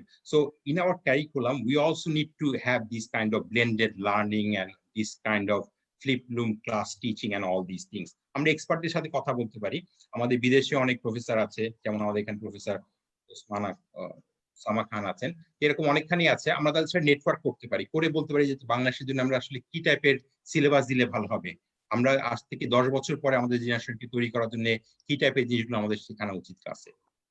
আমার এই 3টা সাজেশনে আছি। Thank you so much, sir. আপনি যেটা বললেন যে আমরা সবাই একটা কনসেন্স, মানে ইটস আ কমন যে একটা long term we need a plan, একটা পলিসিতে we need to integrate this e learning into our policy. আর একটা জিনিস হলো যে যেটা মানে বাংলাদেশের একটা অ্যাডভান্টেজ, যেটা আমরা কিন্তু very quick to adapt, and টেকনোলজিও কিন্তু আমরা খুব কুইকলি অ্যাডাপ্ট করতে পারি। কারণ আমার পার্সোনাল একটা এক্সপিরিয়েন্স হলো যখন কোভিড শুরু হলো, বিকাশ কেমনে করতে হয়, I know it's very simple process, কিন্তু আমি দেখে আই ওয়াজ লাইক কেমনে করবো। পরে আমার দারোয়ানের কাছে গিয়ে I had to ask him যে কেমনে করো, তুমি টাকা পাঠাও কেমন, আমাকে একটু দেখা দাও। তো উনি কিন্তু আমাকে তখন টিচ করলো, মানে তখন দেখলাম ইটস এ ভেরি সিম্পল জিনিস, কিন্তু হি অ্যাডাপ্টেড দ্যাট। কিন্তু আমার কিন্তু I had to go to him, মানে জিনিসটা কিভাবে করতে, ট্রান্সফারটা কিভাবে হবে। তো ইট শোজ দ্যাট টেকনোলজি যখন if you break it down and make it simple, it's very easy to adapt. And we are, আমাদের হিস্ট্রি যদি দেখি, we are very adaptive in nature, and especially এই কোভিড সিচুয়েশনে একটা জিনিস যেটা দেখিয়েছে যে digitally how far advanced Bangladesh has gone, ওটা হলো যে গার্মেন্টস ইন্ডাস্ট্রি যে স্যালারি পেমেন্টটা করলাম আমরা, এটা কিন্তু বিকাশের থ্রুতে করেছি, and within a very quick time almost 3 million accounts were created and transferred, the money was transferred in a very systematic way. So it shows that এখানে adaptation is যদি ঠিক করে করা যায়, it is perfectly, yeah. And আমরাও চাচ্ছি যে long term একটা স্ট্র্যাটেজি, একটা যদি আমাদের এডুকেশন পলিসিতে যদি ইন্টিগ্রেট করা হয়, অ্যান্ড স্পেশালি ডিস্টেন্স লার্নিং। কারণ আমি বাংলাদেশ থেকে আমরা যেমন আমি নিজে যেমন ওপেন ইউনিভার্সিটির কোর্স যেটা করেছি এনওয়াইইউতে, ওরা কন্টিনিউইং এডুকেশন বলে। সো ওখানে যেমন I did a small certificate course, but I got a certificate at the end of the course. তো this things are very interesting. এটা নিজেকে এনরিচ করে অ্যান্ড আগ্রহ জাগায় নিজেদের ভিতর থেকে যে two learn. So thank you, Mr. Azim, for your wonderful Thank you very comments. much. Thank you. এই পর্যায়ে আমি অনুরোধ করব doctor Khaja Iftekhar Uddin Ahmed, professor, department of electrical and electronic engineering, United International University, Dhaka. Sir, we know that আপনার এটা একটু technical because this is our main concern in the industry, because আপনার এখানে আমার প্র্যাকটিক্যাল অনেক কিছু থাকে, ল্যাব বেসড অনেক কোর্স ওয়ার্ক থাকে। তো ই লার্নিং এর সাথে আপনারা কিভাবে মানে এই পরিস্থিতিতে আপনারা কিভাবে দেখছেন যে চ্যালেঞ্জেস আপনার সামনে কি আসছে, এটা কিভাবে ওভারকাম করবেন আপনারা? Thank you sir. Assalamu alaikum, Honorable Minister Dr. Deepamani and all the dignitaries. So welcome and good morning, good afternoon. আমি প্রথমে একটু অল্প একটু ব্যাকগ্রাউন্ড দিয়ে দিচ্ছি যে আসলে আমাদের 2014 থেকে ইউনাইটেড ইউনিভার্সিটিতে আমরা ভার্চুয়াল লার্নিং এনভায়রনমেন্ট ইউজ করছি। সেটা হচ্ছে module based learning management system. তো আমাদের ওই প্র্যাকটিস যেটা ছিল যে আমাদের টিচার যারা ছিলেন তারা লেকচারের কন্টেন্টগুলা ভার্চুয়াল লার্নিং এনভায়রনমেন্টে শেয়ার করতো আগে থেকেই। তো ফর এক্সাম্পল আমি লেকচার দিচ্ছি, আমার যে প্রেজেন্টেশনটা সেটা আমি শেয়ার করতাম স্টুডেন্টদের সাথে। স্টুডেন্টরা তাদের ডিভাইসে তারা সেটা দেখতো এবং অফলাইনে তারা অ্যাক্সেস করতে পারতো সেটা। তার মানে to access any content of the classes, এই student doesn't need to be in the class. So সে মানে ভার্চুয়াল এনভায়রনমেন্টের থ্রুতে সেটা অ্যাক্সেস করতে পারতো। এবার কোভিড আসার ফলে যেটা হলো যে আমাদের তো এখন লেকচারটা ডেলিভার করতে হবে। So we need actually video conferencing mechanism. তো তার জন্য আমরা জুম ইউজ করেছিলাম ইনিশিয়ালি, যেহেতু বিডিরেন এই ফেসিলিটিটা দিচ্ছিল, প্রোভাইড করছিল unlimited time of video conferencing. তো পরবর্তীতে আমরা যেটা করলাম যে আমাদের গুগল ক্লাসরুমের, যেহেতু one of the reason BdREN overload হয়ে যেতে পারে because of so many public and private universities they are accessing the server of BdREN, আমরা সেজন্য গুগল ক্লাসরুমে তাদের ফেসিলিটিটা আমরা ইউজ করা শুরু করলাম। তো এখন আমাদের মেইনলি আমাদের লার্নিং ম্যানেজমেন্ট সিস্টেম এবং গুগল ক্লাসরুম এই দুটার কম্বিনেশনে আমাদের বর্তমান ফুল অনলাইন অ্যাক্টিভিটিসগুলো চলছে। তো এখন আমাকে মিস্টার শামস মাহমুদ যে প্রশ্নটা করলেন যে আমাদের যেহেতু টেকনিক্যাল যেই ল্যাবগুলো আছে সেগুলো আমরা কিভাবে ডেলিভার করছি, তো আমাদের এই চ্যালেঞ্জটা আমরা ফেস করেছি এবং আমরা এটা নিয়ে আমাদের মিটিং হয়েছে। তো মিটিংয়ে যেটা আসলো যে এখন বেশ সফিস্টিকেটেড সফটওয়্যার চলে আসছে যার মাধ্যমে আপনি হ্যান্ডস অন যে এক্সপেরিমেন্টগুলা আপনি ল্যাবের মাধ্যমে করাতে পারতেন, অনেক কিছু আপনি অনলাইনের মাধ্যমে সিমুলেশনের মাধ্যমে প্যারামিটার চেঞ্জের মাধ্যমে সেগুলো ডেমনস্ট্রেট করতে পারেন স্টুডেন্টদেরকে। তো যে এক্সপেরিমেন্টগুলো আমাদের এইভাবে করা সম্ভব, যেই কোর্সগুলোতে আমাদের অনলাইন এই ধরনের কন্টেন্ট আছে সেগুলো আমরা ওই কন্টেন্টদের রিপ্লেস করেছি। এবং কিছু কিছু ক্ষেত্রে যেমন ফিজিক্স বা কেমিস্ট্রি ল্যাবে আমাদের এখানে আসলে আপনার really someone is to go to the laboratory এবং do the reagents and all the processes they need to follow and come up with the results. এইসব ক্ষেত্রে আমরা ওই কোর্সগুলো আমরা কিন্তু তাদেরকে ক্যাম্পাসে এসেই যখন ইউনিভার্সিটি খুলবে তখন তাদেরকে এই মানে কোর্সগুলোকে তখন সেখানে করতে হবে ওই কোর্সগুলো। তো আমরা যেটা বললাম যে সিমুলেশন বেসড এবং যে কোর্সগুলো আমরা সিমুলেশনের মাধ্যমে সফটওয়্যার বেসড সিমুলেশনের মাধ্যমে আমরা ওই প্র্যাকটিক্যাল ডেমনস্ট্রেশনটা দিতে পারি, সেভাবে আমরা ওই এক্সপেরিমেন্টগুলো এখন করছি। তো এখন চ্যালেঞ্জ কি ফেস করছি আমরা এই কাজগুলো করতে, যে প্রথম জিনিসটা হচ্ছে যে দেখেন যেটা প্রফেসর ওসামা আজকের কিনোট স্পিকার খুব সুন্দরভাবে এক্সপ্লেন করলেন যে আমাদের টিচিং মেথড সেটা যদি মানে শুধু লেকচার বেসড হয় তাহলে কিন্তু একটা স্টুডেন্ট 1.5 ঘন্টা সময় সে যদি স্ক্রিনে মানে দেখে থাকে স্ক্রিনের দিকে, সে কিন্তু বোর ফিল করবে। এখানে we need activities, we need interaction, এবং ইন্টারাকশন ইজ দ্য কি। আমাদের যেটা হচ্ছে যে আমাদের আইকিউসির মাধ্যমে আমাদের ট্রেনিং হয়েছে টিচারদের, ট্রেনিং হয়েছে, কিভাবে আমরা অনলাইনে আমাদের বেস্ট প্র্যাকটিসগুলো কি সেগুলো নিয়ে আমরা মিটিং করেছি। আমাদের ট্রেনিং এর মাধ্যমে ডক্টর ওসামা আমাদের একটা ট্রেনিং দিয়েছিলেন। তো তার মাধ্যমে আমাদের টিচারদের নো হাউটা, যে আসলে একটা অনলাইন যে টিচিংটা, সেই অনলাইন টিচিং এর সাথে আমাদের যে ট্রেডিশনাল টিচিং, এটার মেইন পার্থক্যটা কি, কোথায় আসলে আমাদেরকে নিজেদেরকে এম্পাওয়ার করতে, নিজেদেরকে চেঞ্জ করতে হবে। তো সেখানে মেইন কাজ যেটা করা দরকার সেটা হচ্ছে আমাদেরকে অ্যাক্টিভিটি, ছোট ছোট অ্যাক্টিভিটি আমাদের ক্লাসের মধ্যে ইনকর্পোরেট করা। এবং এখানে ব্লেন্ডেড লার্নিং, যেটা ডক্টর ওসামা বললেন এবং প্রফেসর ওসামা বললেন, অলসো ডক্টর ইস্তিয়াক যেটা বললেন, যে আমাদের ব্লেন্ডেড লার্নিং আসলে আমাদের টিচার হচ্ছে ফেসিলিটেটর। সে কিন্তু এখন যদি আমরা টিচারকে যদি আমরা জাস্ট একটা মানে লেকচার মোডে দিয়ে দিই, যে সে শুধু লেকচার দিবে, এটা কিন্তু আসলে বর্তমান 21st সেঞ্চুরিতে we can't expect that. We are facilitator. আমাদের যেটা করা দরকার, আমরা ফেসিলিটেট করবো, আমরা স্টুডেন্টদেরকে আমরা আমাদের কন্টেন্ট ডেলিভারিটা ভিডিওর মাধ্যমে আগে দিয়ে দিতে পারি। স্টুডেন্ট কি বুঝলো না সেটা আমরা যখন তারা অনলাইনে আসলো তাদেরকে আমি জিজ্ঞেস করতে পারি, ঠিক আছে তুমি কোন কোন জিনিস বুঝো নাই। Then I ask them question, give them some activities, and let them interact in a group in the online platform. তার মাধ্যমে তারা কিন্তু তাদের শেখাটা অনেক মানে মানে ইন্টারেস্টিং হয়, এবং তাদের মধ্যে কিন্তু বোরিংনেসটা না ওই জায়গায় থাকে না। তো আমার মনে হয় এখানে আমাদের টিচিং মেথড ডেভেলপমেন্টের ব্যাপারে আমাদের অনেক বেশি এমফাসাইজ দেওয়া দরকার, এবং এটা ট্রেনিং এর মাধ্যমে এটা সম্ভব। তো এইটা একটা। আরেকটা যেটা চ্যালেঞ্জ আমরা ফেস করছি, যেটা প্রফেসর ওসামা ওইটা বলেছেন, যে অ্যাসেসমেন্ট মেথডে। অ্যাসেসমেন্ট মেথড আমরা মানে মেইনলি এক্সামটা আমরা কিভাবে নিব। অনলাইনে আমি ক্লাস নিচ্ছি ঠিক আছে, তো এক্সামটা আমি কিভাবে নিব। আমাদের ধারণা হচ্ছে যে এক্সাম যদি নেই তাহলে তো ছেলেরা মানে চিটিং করবে, তারা একজন থেকে দেখবে, কারোর থেকে হেল্প নিবে। তা আমি এগুলো কিভাবে এনশিওর করব, এই চ্যালেঞ্জটা আমরা ফেস করছি এখন। মূলত যেটা হচ্ছে যে মডালিটিটা হচ্ছে এরকম, যে আমাদের ওপেন বুক এক্সাম। এটা ওপেন বুক মানে হচ্ছে আপনি যখন সে এক্সাম দিচ্ছে তার সামনে কিন্তু সমস্ত ক্লাস নোট, বই, এগুলো available. I can not actually, আমাদের যে টেকনোলজি বর্তমানে যে ডিজিটাল ডিভাইড বাংলাদেশে, আমি কিন্তু আসলে টেকনোলজির মাধ্যমে এনশিওর করতে পারবো না যে সে আসলে কোনো হেল্প নিচ্ছে না। তো আমরা বলছি ঠিক আছে, ইট ইজ ওপেন বুক। কারণ ওপেন বুক এক্সামের চ্যালেঞ্জ হচ্ছে যে আপনি তাহলে এমন কিছু কোশ্চেন করতে হবে আপনাকে যেগুলো আসলে সরাসরি ক্লাস নোটের মধ্যে অ্যাভেলেবেল না, যেটা আসলে বইয়ের মধ্যে অ্যাভেলেবেল না। ওই ক্রিটিক্যাল কোশ্চেনগুলো কিন্তু আমাকে করতে হবে।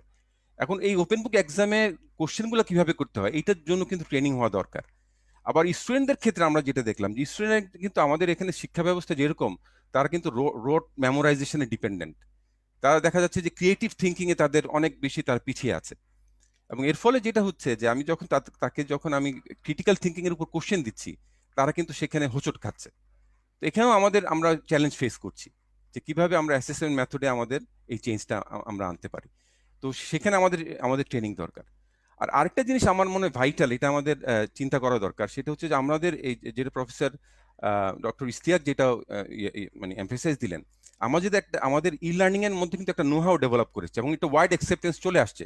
এখন প্রাইমারি লেভেল থেকে টার্সিয়ারি লেভেল পর্যন্ত সবাই কিন্তু ই লার্নিং এ অভ্যস্ত। এবং আমাদের দেখেন সমস্ত ইউনিভার্সিটি বন্ধ, স্কুল বন্ধ, কলেজ বন্ধ, আমরা কিন্তু এই মেসিভ একটা মানে অ্যাক্টিভিটিস চলছে, লার্নিং অ্যাক্টিভিটিস চলছে, টিচিং অ্যাক্টিভিটিস চলছে থ্রু অনলাইন।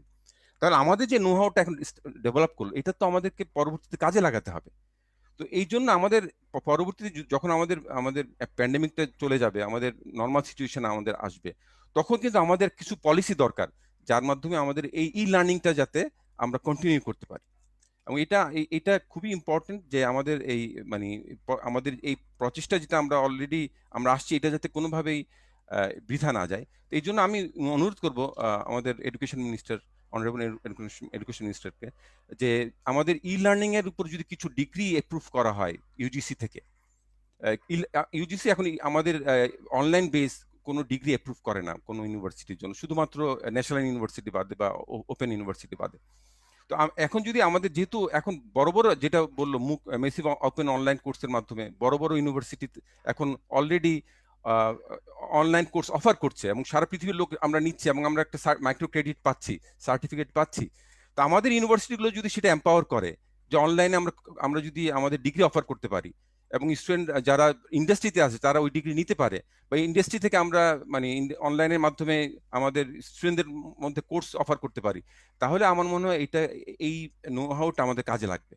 তো সেক্ষেত্রে পলিসি ফ্রেমওয়ার্কের মধ্যে, এখন আপনারা জানেন হয়তো যে কিছুদিন আগে ইন্ডিয়াতে নতুন এডুকেশন পলিসি আসছে, এবং তাদের লাস্ট এডুকেশন পলিসি ছিল 1986-এ। এই 2020 তারা নতুন এডুকেশন পলিসি দিল। আমাদের এডুকেশন পলিসি 2010 যেটা আছে, সেখানে আমি দেখলাম যে ই লার্নিং এর উপরে খুব খুব বেশি বড় কোনো কিছু ওইভাবে লেখা নাই। তো আমাদের ই লার্নিং এর আমাদের যে চ্যালেঞ্জগুলো আছে, যে ইনফ্রাস্ট্রাকচার, ডিজিটাল ডিভাইড, এবং আমাদের প্রত্যেক ডিভাইস যে শর্টেজ আছে, এবং এবং আমাদের teaching method development, assessment technique, এগুলোর উপর ওভারঅল যদি কিছু গাইডলাইন এবং পলিসি ডেভেলপ করে, তাহলে আমার মনে হয় আমাদের পরবর্তী সময় আমাদের জন্য এই আমাদের যেই নো হাউটা বেস তৈরি হয়ে গেল, সেটা অনেক ভালোভাবে কাজে লাগবে আমরা, এবং অনেক বেশি এফেক্টিভ হবে। Thank you. Thank you so much professor Iftekhar Uddin Saheb. একটা জিনিস হলো যে আপনি রাইটলি পয়েন্ট আউট করেছেন, মানে এখানে we need a long term একটা এখানে আমরা এডুকেশন পলিসি করব। কিন্তু একটা জিনিস হলো যে আমরা ডিসিসিআই থেকে প্রাইভেট সেক্টরের on behalf of the private sector we are actually worried একটা জিনিস নিয়ে।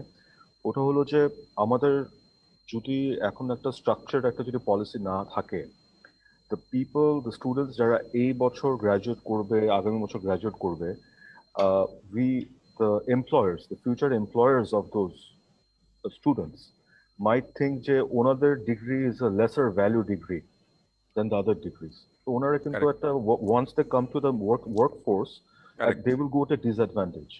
So এই জিনিসটা আই থিঙ্ক ইজ মানে এটার জন্য আজকে মূলত আমরা এই ওয়েবিনারটা অ্যারেঞ্জ করেছি, কারণ আমরা যখন সার্ভে করছি, আমরা ডিসিসি আমরা সার্ভে করি, একটা পজিশন পেপার ক্রিয়েট করে তারপর উই টেক কত ডিসিশন আমরা গভর্নমেন্টকে সাজেস্ট করি পলিসিতে। তো এই একটা জিনিস is a particular concern amongst across the board এই জায়গাটাতে, যে এই বছর যারা গ্রাজুয়েট করছে, যারা স্পেশালি আইটি টেকনিক্যাল সাইডে যারা কাজ করছে, ওনারা মানে do they have the adequate knowledge, how do we know that?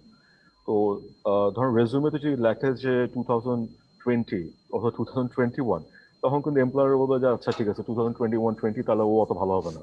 So this is actually problem. So ওটার জন্য যত তাড়াতাড়ি we can address this problem, I think it will be better for the future workforce and overall for the country. কারণ এনারাই 2 বছর পরে they will graduate, and এটা তো 4 বছরের there is a process, so it's 4 years.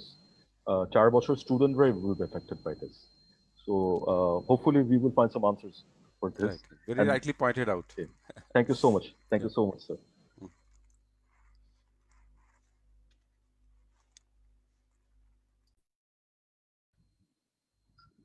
ধন্যবাদ। এই পর্যায়ে আমি অনুরোধ করব doctor Mohammad Murad Hossain Molla, chairman, Bangladesh technical education board. Assalamu alaikum. জি sir. Peace be on you by the grace of Almighty Allah.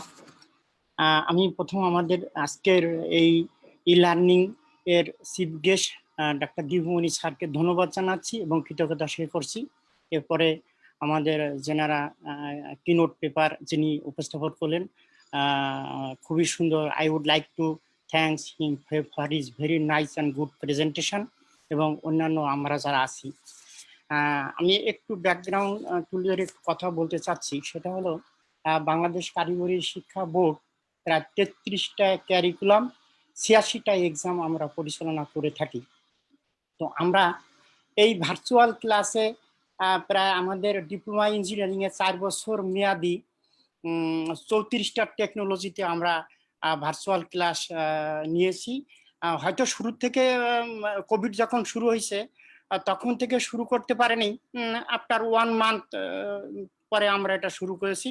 তো সেখানে আমরা একটা সার্ভে নিয়েছি, সেটা আমি দেখতে পাচ্ছি যে প্রায় 50%-এর অধিক সংখ্যক শিক্ষার্থী আমার এই অনলাইনে ভার্চুয়াল ক্লাসে তারা রিসিভ করছে বা তারা ক্লাসে এটা লার্ন করছে। বাট আমরা আপনারা জানেন যে আমরা এটা আমাদের স্কিল বেস এডুকেশন। আসলে আমাদের এই ভার্চুয়াল ক্লাসে সবগুলি পড়াশোনার যেটা প্রফেসর ওসামা খানও উনি এক্সপ্লেন করছেন, এই জন্য আমি ওনাকে ধন্যবাদ জানাচ্ছি আবারও। এখন আমাদের এই ডিপ্লোমা ইঞ্জিনিয়ারিং হোক, টেক্সটাইল ইঞ্জিনিয়ারিং হোক, বা আমাদের প্রায় 120টা ট্রেডে শর্ট কোর্স আছে সেই শর্ট কোর্সেই হোক, বা আমাদের মেডিকেলে বিভিন্ন কোর্স আছে সেই কোর্সেই হোক, আমরা এই সেমিস্টারে যেটা চিন্তা করতেছি সেটা হলো যে সবগুলি প্র্যাকটিক্যালটা আসলে সম্ভব হবে না। যেইগুলি প্র্যাকটিক্যাল আমরা বিফোর কোভিড আমরা গ্রহণ করেছি সেইগুলি আমরা মোটামুটি রিভিউ করতে বলি ছাত্রছাত্রীদের স্ব জায়গায় থেকে, আর যেইগুলি আমার গ্রহণ করতে পারিনি পরবর্তী সেমিস্টারে আমি এগুলি শেয়ার করার জন্য বলি।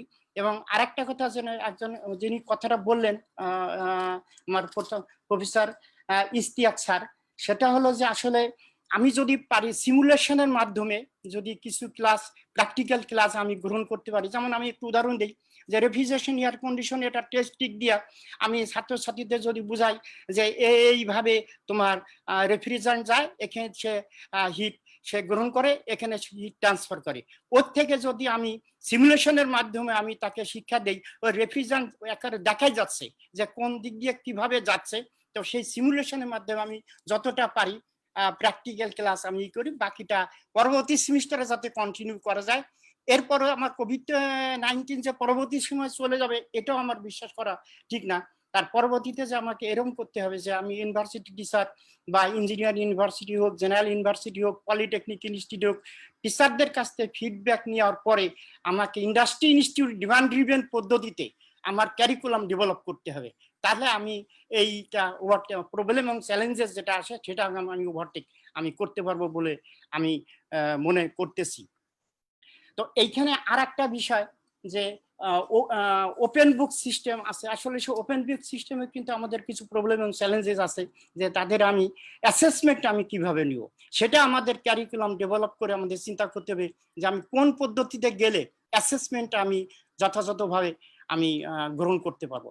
আরেকটা বন্ধু যে আমাকে হয়তো কোভিড-19 কোনো এক সময় বিদায় নিবে, যখন আমি ছাত্রছাত্রীদের ক্লাসে ফিজিক্যালি চলে যাব, শিক্ষক চলে যাবে, ছাত্রছাত্রী ই লার্নিং কিভাবে আমার কন্টিনিউ করবে, কারণ ই লার্নিং তো আসলে মোটামুটি আমরা যেটা বুঝতে পারতেছি যে সকল ছাত্র ছাত্রীকে সবাইকে ক্লাসে নিয়ে যাওয়া পড়ানো সম্ভব না, কারণ তাদের জবের ক্ষেত্রে বা তাদের অ্যাটেনশনের ক্ষেত্রে আমাদের চিন্তা করতে হবে। তো আমরা কিভাবে কোভিড-19 পরও ই লার্নিং আমি কন্টিনিউ আমি করতে পারি।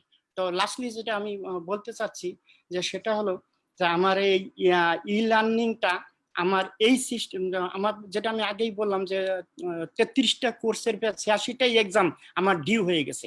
তো এখন এই কোভিডে আমি যতটা নিতে পারি, যেহেতু আমার স্কিল বেস এডুকেশন এবং আফটার কোভিড পরবর্তী সেমিস্টারে যেগুলি এখানে ড্রব্যাকস হয়ে গেল বা আমি নিতে পারলাম না, ওইগুলি পরবর্তী সেমিস্টারে এইগুলি যাতে আমি ওই সেমিস্টার তো ওগুলি তো নিবই, প্লাস এগুলি যাতে নিয়ে এই সেমিস্টারটা আমি ওভারটেক করার পরে পরবর্তী সেমিস্টারে আমি এটাকে যাতে সাকসেসফুলি নিতে পারি এবং আমার এই ই লার্নিং কিভাবে আমি কন্টিনিউ করতে পারি সেটা ইন্ডাস্ট্রি থেকে একটা ফিডব্যাক নিয়ে আমি ওটা কন্টিনিউ করার চিন্তা ভাবনা আমি সুপারিশ করতেছি যে আসলে আমার ই লাইনটা কন্টিনিউ থাকতে হবে। ই লাইনটা যদি কন্টিনিউ না থাকে তাহলে আমার সকল ছাত্রছাত্রীকে সকল সময় ক্লাসে নিয়ে আসা আসলে সম্ভব না।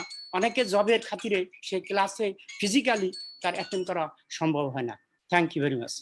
আসসালামু আলাইকুম। ধন্যবাদ আপনাকে doctor Murad Hossain Saheb, chairman Bangladesh technical education board.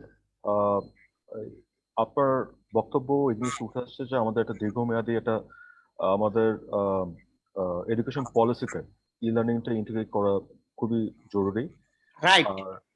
আর আরেকটা জিনিস হলো যে আমরা যেটা করতে পারি যে একটা সাজেশন যে যেখানে রিমোট এরিয়া, আমি যদি সত্যিকার অর্থে পুরো বাংলাদেশকে চিন্তা করি, ধরেন অনেক এনজিও আছে, প্রত্যেকটা গ্রাম অঞ্চলে একটা এনজিওর একটা অফিস থাকে, আমরা কিন্তু ওদেরকেও ইউজ করতে পারি এখন।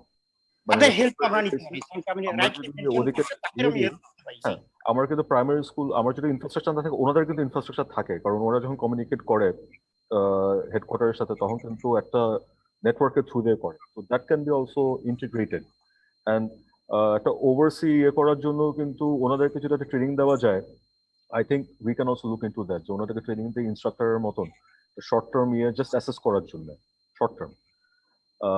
তো ধন্যবাদ আপনাকে আবারও। এই পর্যায়ে আমি এই পর্যায়ে I would like to invite Professor Dr. Carmen Lamana, Vice Chancellor, American International University, Bangladesh.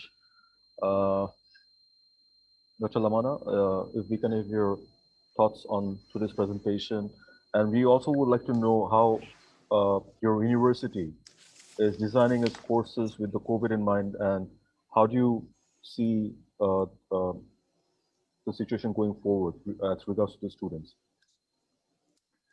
Thank you. Good afternoon, Honorable Minister for Education, Dr. Dipumoni. Good afternoon, and to the speakers and to the panelists. Good afternoon. Well, although there are still, I don't need to repeat the issues or the challenges which has been discussed earlier. Otherwise, it will just be redundant.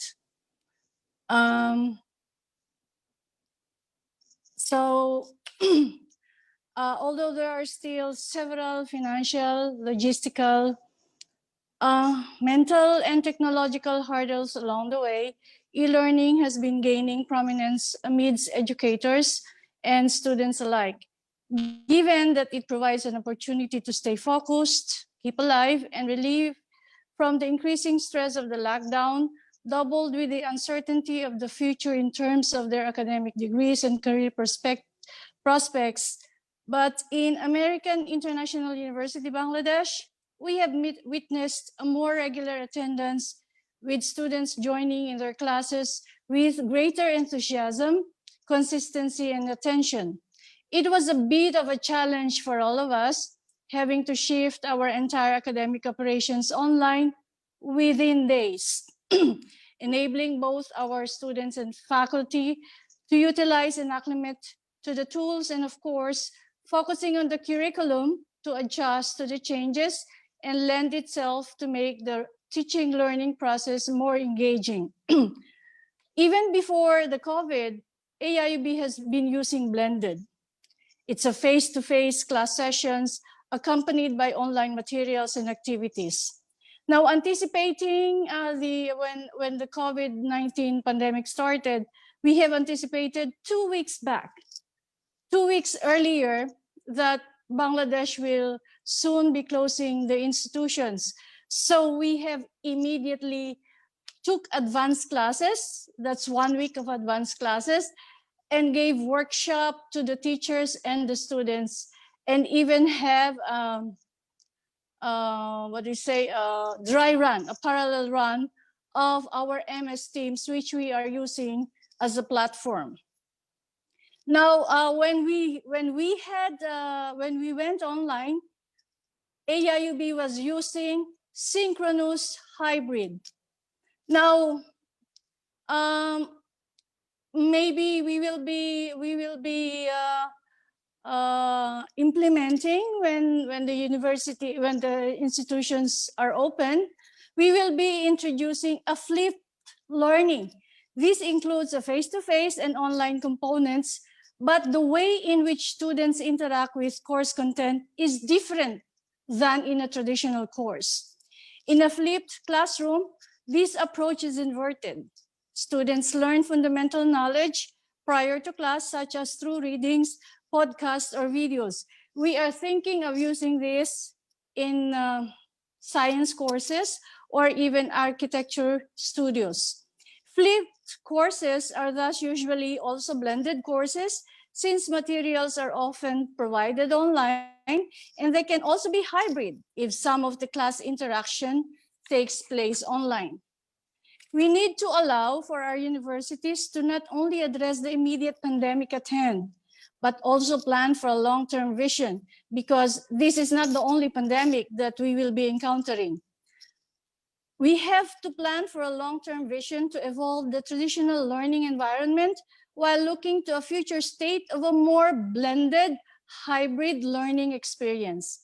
If we take the best practices we have learned from other institutions that have implemented successfully the hybrid learning programs, make use of the knowledge base within our university system, and augment the impact for our future generations, this would be a true paradigm shift in higher education that would transform its trajectory for generations to come. Even then, infrastructure and culture play a predominant role in this phase of transition. In a country where a majority of students in higher education institutions are from middle-income households, Affordability of computers, laptops, or smartphones are few of the existing issues. Access to internet connections using bulk data surges is another major concern, but I think this was already discussed in the earlier panel speaker. But I would like to emphasize a partnership and collaborations. This is very important, and it should be constructed for the greater good. It can be collaborations, partnerships between universities, and we shouldn't be treating private universities, we shouldn't be treating each other as a competitor. In fact, we should be working hand in hand because this is a totally different situation that we are all in. Collaborations between corporations and of course the government so as to subjugate the havoc wreaked by the pandemic.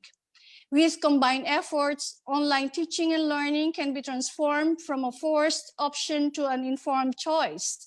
This pandemic may surpass 2020 and perhaps outlast us all.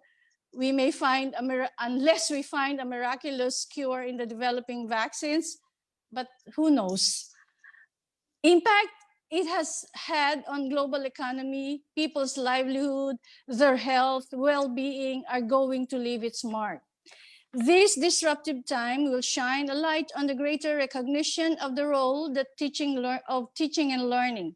It is imperative that we work towards equipping our youth, our students, with the expertise, flexibility, creativity, resilience, agility, and humanity, not only of these individuals, but of the higher education as a whole. Greet them that we possibly can in order to prepare them to be fully capable of overcoming adversity, capitalizing on their potential, and taking advantage of opportunities that the post-COVID world may have in store for them tomorrow. This off-campus transformation, dictated by the coronavirus, make it all certain that online learning is poised for an explosive future growth. Thank you so much, and thank you for your time.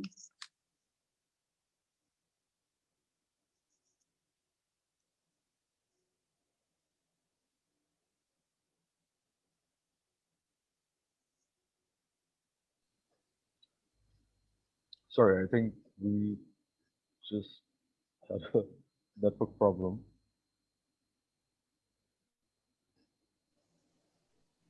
Hello? Yeah, Dr. Carmen. We yeah, just had a network problem, and I think this shows, especially during today's webinar, the problems we're facing. Of course, Yeah. not only it's a big problem when it comes to classroom. Yeah. So please continue, please.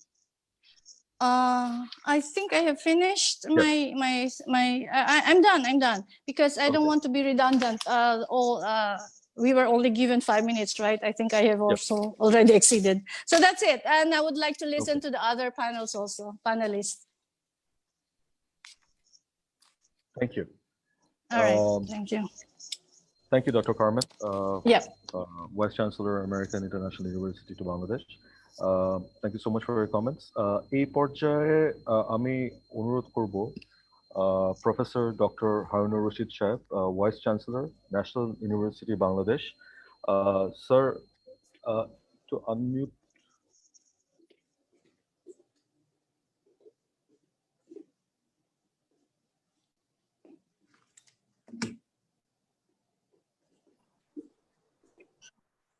Can you please hear me?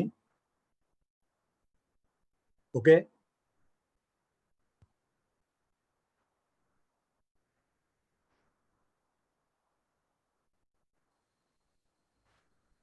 Sorry, sir. শুনতে পাচ্ছেন? আমি শুনতে পাচ্ছি। আমাকে শুনতে পাচ্ছেন? হ্যাঁ, জি sir. Sir, আপনার কাছে Professor Dr. Harunur Rashid Saab, Vice Chancellor, national university Bangladesh. Sir, আপনার কাছে আমার প্রশ্ন, আপনার আজকে যে প্রেজেন্টেশন তারপর আমাদের ডিসকাশনে যা উঠে আসছে এই বিষয়ে আপনার মতামত, এর সাথে দুটা জিনিস আপনার কাছে আমরা দুটা ইস্যু নিয়ে আপনাকে আমি পয়েন্টেড আউট। একটা হলো যে ন্যাশনাল ইউনিভার্সিটি, যেমন আমাদের একটা প্রবলেম যেটা এই প্যান্ডেমিক আমরা ফেস করছি, ঢাকা চেম্বার আমাদের একটা কলেজ আছে যেটা ন্যাশনাল ইউনিভার্সিটির আন্ডারে। তো তো এবার যে প্রবলেমটা হয়েছে স্যার, এটা হলো যে ন্যাশনাল ইউনিভার্সিটিতে স্টুডেন্ট ইনটেক বছরে একবার করে, আর যেখানে প্রাইভেট ইউনিভার্সিটিরা যারা ইউজিসির আন্ডারে ওনারা বছরে 3বার করে। তো যেহেতু এবার পরীক্ষা হয়নি, আমাদের কিন্তু আগামী বছর কিন্তু কোনো স্টুডেন্ট নেই। তো এটা একটা কিন্তু বিগ ফাইন্যান্সিয়াল প্রবলেম, মানে একটা যে কোনো ইনস্টিটিউশন সাস্টেনেবিলিটির জন্য আমরা এই প্রবলেমটাকে ফেস করছি। তো যেহেতু ঢাকা চেম্বার ধরেন আমরা অনেক কিছু যেহেতু আমাদের একটা পার্ট এটা, তো উই ক্যান অ্যাফোর্ড ইট, কিন্তু এখানে অনেক ইউনিভার্সিটি আছে বাংলাদেশে যারা এই জিনিসটা অ্যাফোর্ড করতে পারবে না। তো এইটা নিয়ে আপনাদের কি কোনো পলিসির কোনো চেঞ্জ অথবা কিছু সিদ্ধান্ত আছে নাকি, এটা একটা বিষয় স্যার। আর আরেকটা হলো যে এই প্যান্ডেমিক সিচুয়েশনে E learning base higher degree, কোনো ডিগ্রি আপনারা কি কোনো ডিজাইন করছেন যেটা অফার করবেন সামনে, যেটা আমরা স্টুডেন্টদেরকে অফার করতে পারি? কারণ বর্তমান যে সিচুয়েশন আমাদের কিন্তু ফাইন্যান্সিয়ালি মানে উই আর সিভিয়ারলি এফেক্টেড। যদি এরকম সামনের দিনগুলোতে যদি এরকম কোর্স যদি আমরা না দেখি, তাহলে কিন্তু এটা মানে মানে সাস্টেনেবল হওয়া একটা চিন্তার বিষয় হয়ে যাবে sir. So sir, we would like to hear your comments. Okay, thank you very much. First of all, I beg apology to the chair and distinguished participants and panelists for being late. And it is essentially because of technological reason. I have been struggling over the last 1 hour to get connected, but unfortunately or incidentally, I mean, my email and internet connection was off. So I had to ask my ICT director to come over my place, and he came, and finally it has been restored, and I get myself connected to you. I would like to thank Honorable Chair of the session, Honorable Chief Guest, Minister for Education, Government of People's Republic of Bangladesh, Dipumoni MP, Honorable paper presenter, I suppose is Professor Iftikhar Uddin Ahmed, and other distinguished members and my fellow colleagues of other universities, Honorable Vice Chancellors. Good afternoon to everybody. As I have already said that I had been late, so I am rather unfortunate that I could not listen to the presentation made by the distinguished presenter of today. But as I can guess and as I can understand, particularly I could listen to the comments and observation made by the Honorable Vice Chancellor of AIUB, and from her presentation and comments, I picked up some points. And we have been talking about, online education over the months. Our Honorable Education Minister is here under her leadership, and also with the initiative of University Grants Commission and other concerned bodies. Over the last 4 or 5 months, we are talking about this system, how to introduce it, how to reach out to the students, etc., etc. So we are almost conversant with the online education system and its need, and how to make it available to our students. you have raised two questions, and I'll try to address those two questions. But first of all, I'd like to share with you that, well, even with the end of COVID-19 corona pandemic, the online education system, or LMS, has to be remained, and it will be an integral part of our education system. We cannot go without this. It has become an integral part of our education system.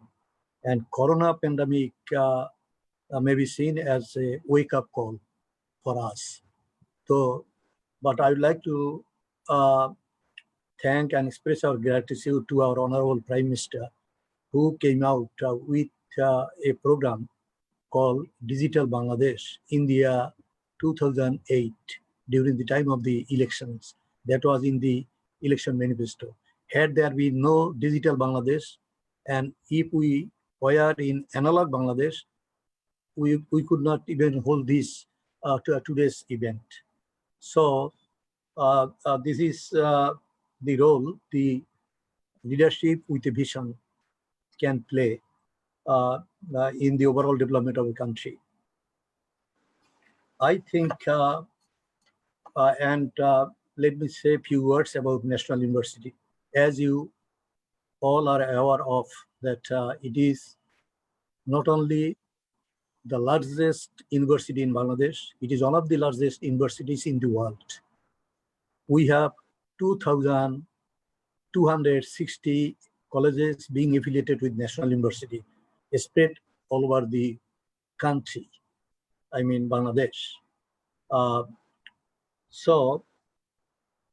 It rather encompasses the entire country, and how to reach out our students who are staying or studying in the colleges at the remote corner of Bangladesh. So this is one thing. Sometimes the class size is so big that classroom cannot accommodate all these students. It is so huge. But if we go at the same time on online based system of education, that will help us immensely, you know. So whether there is corona pandemic or no corona pandemic, even in a normal situation, we will have to go for blended system of education. And keeping that in mind, at the present moment, we are also trying to develop LMS for our national university students. And our Honorable Education Minister, who is the chief guest today, a couple of weeks ago, she has formally inaugurated online system of education for the students of National University. And we have engaged 1,500 teachers.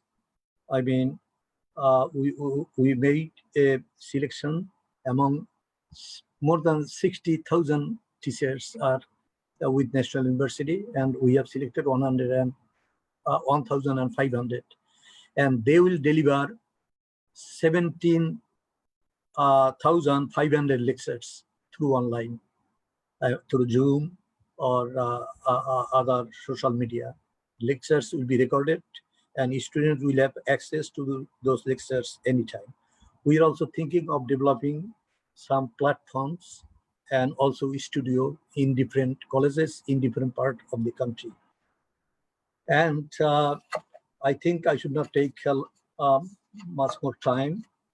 Just I'd like to say, first, as the Vice Chancellor of AIB mentioned, and some other panelists also mentioned, that our efforts and attempts should be, how should I say, should be sustained. It should be sustainable. It should be a continuous process. It must not be a matter of corona pandemic time or situation. It should be a part of our entire education system first. So we must engage our concerted efforts. We must have a long-term view. Second, third, and we must reconstruct our mode of education and system of imparting our lessons to the students, it should be reconstructed. Though it will not be, an alternative to face-to-face classroom teaching and learning, but it will be complementary and supplementary. That is our understanding. And if we can develop this kind of system, then this will also help develop professionalism among our teachers, because they will have to prepare themselves, they will have to prepare their lecture and prepare their lecture outline and deliver through online. So a lot of precautions they will have to make. And finally, this will result in professionalism on the part of our teachers. What we lack most nowadays, this is one good thing. And well, So regarding intake of students. and now I straight come to the 2 points that you have raised. National University, yes, we don't hold admission test. We recruit our intakes on the basis of SSC and HSC results. But well, huge number of students apply, and finally on the basis of their score from top, we make selection. And on average, every year, 4 lakhs, about 5 lakhs students get admitted into different colleges of National University. But SSC exam is already took place, but HSC exam, it did not take place, So we'll have to wait. And the government, particularly the Ministry of Education, will come up with a decision. And our,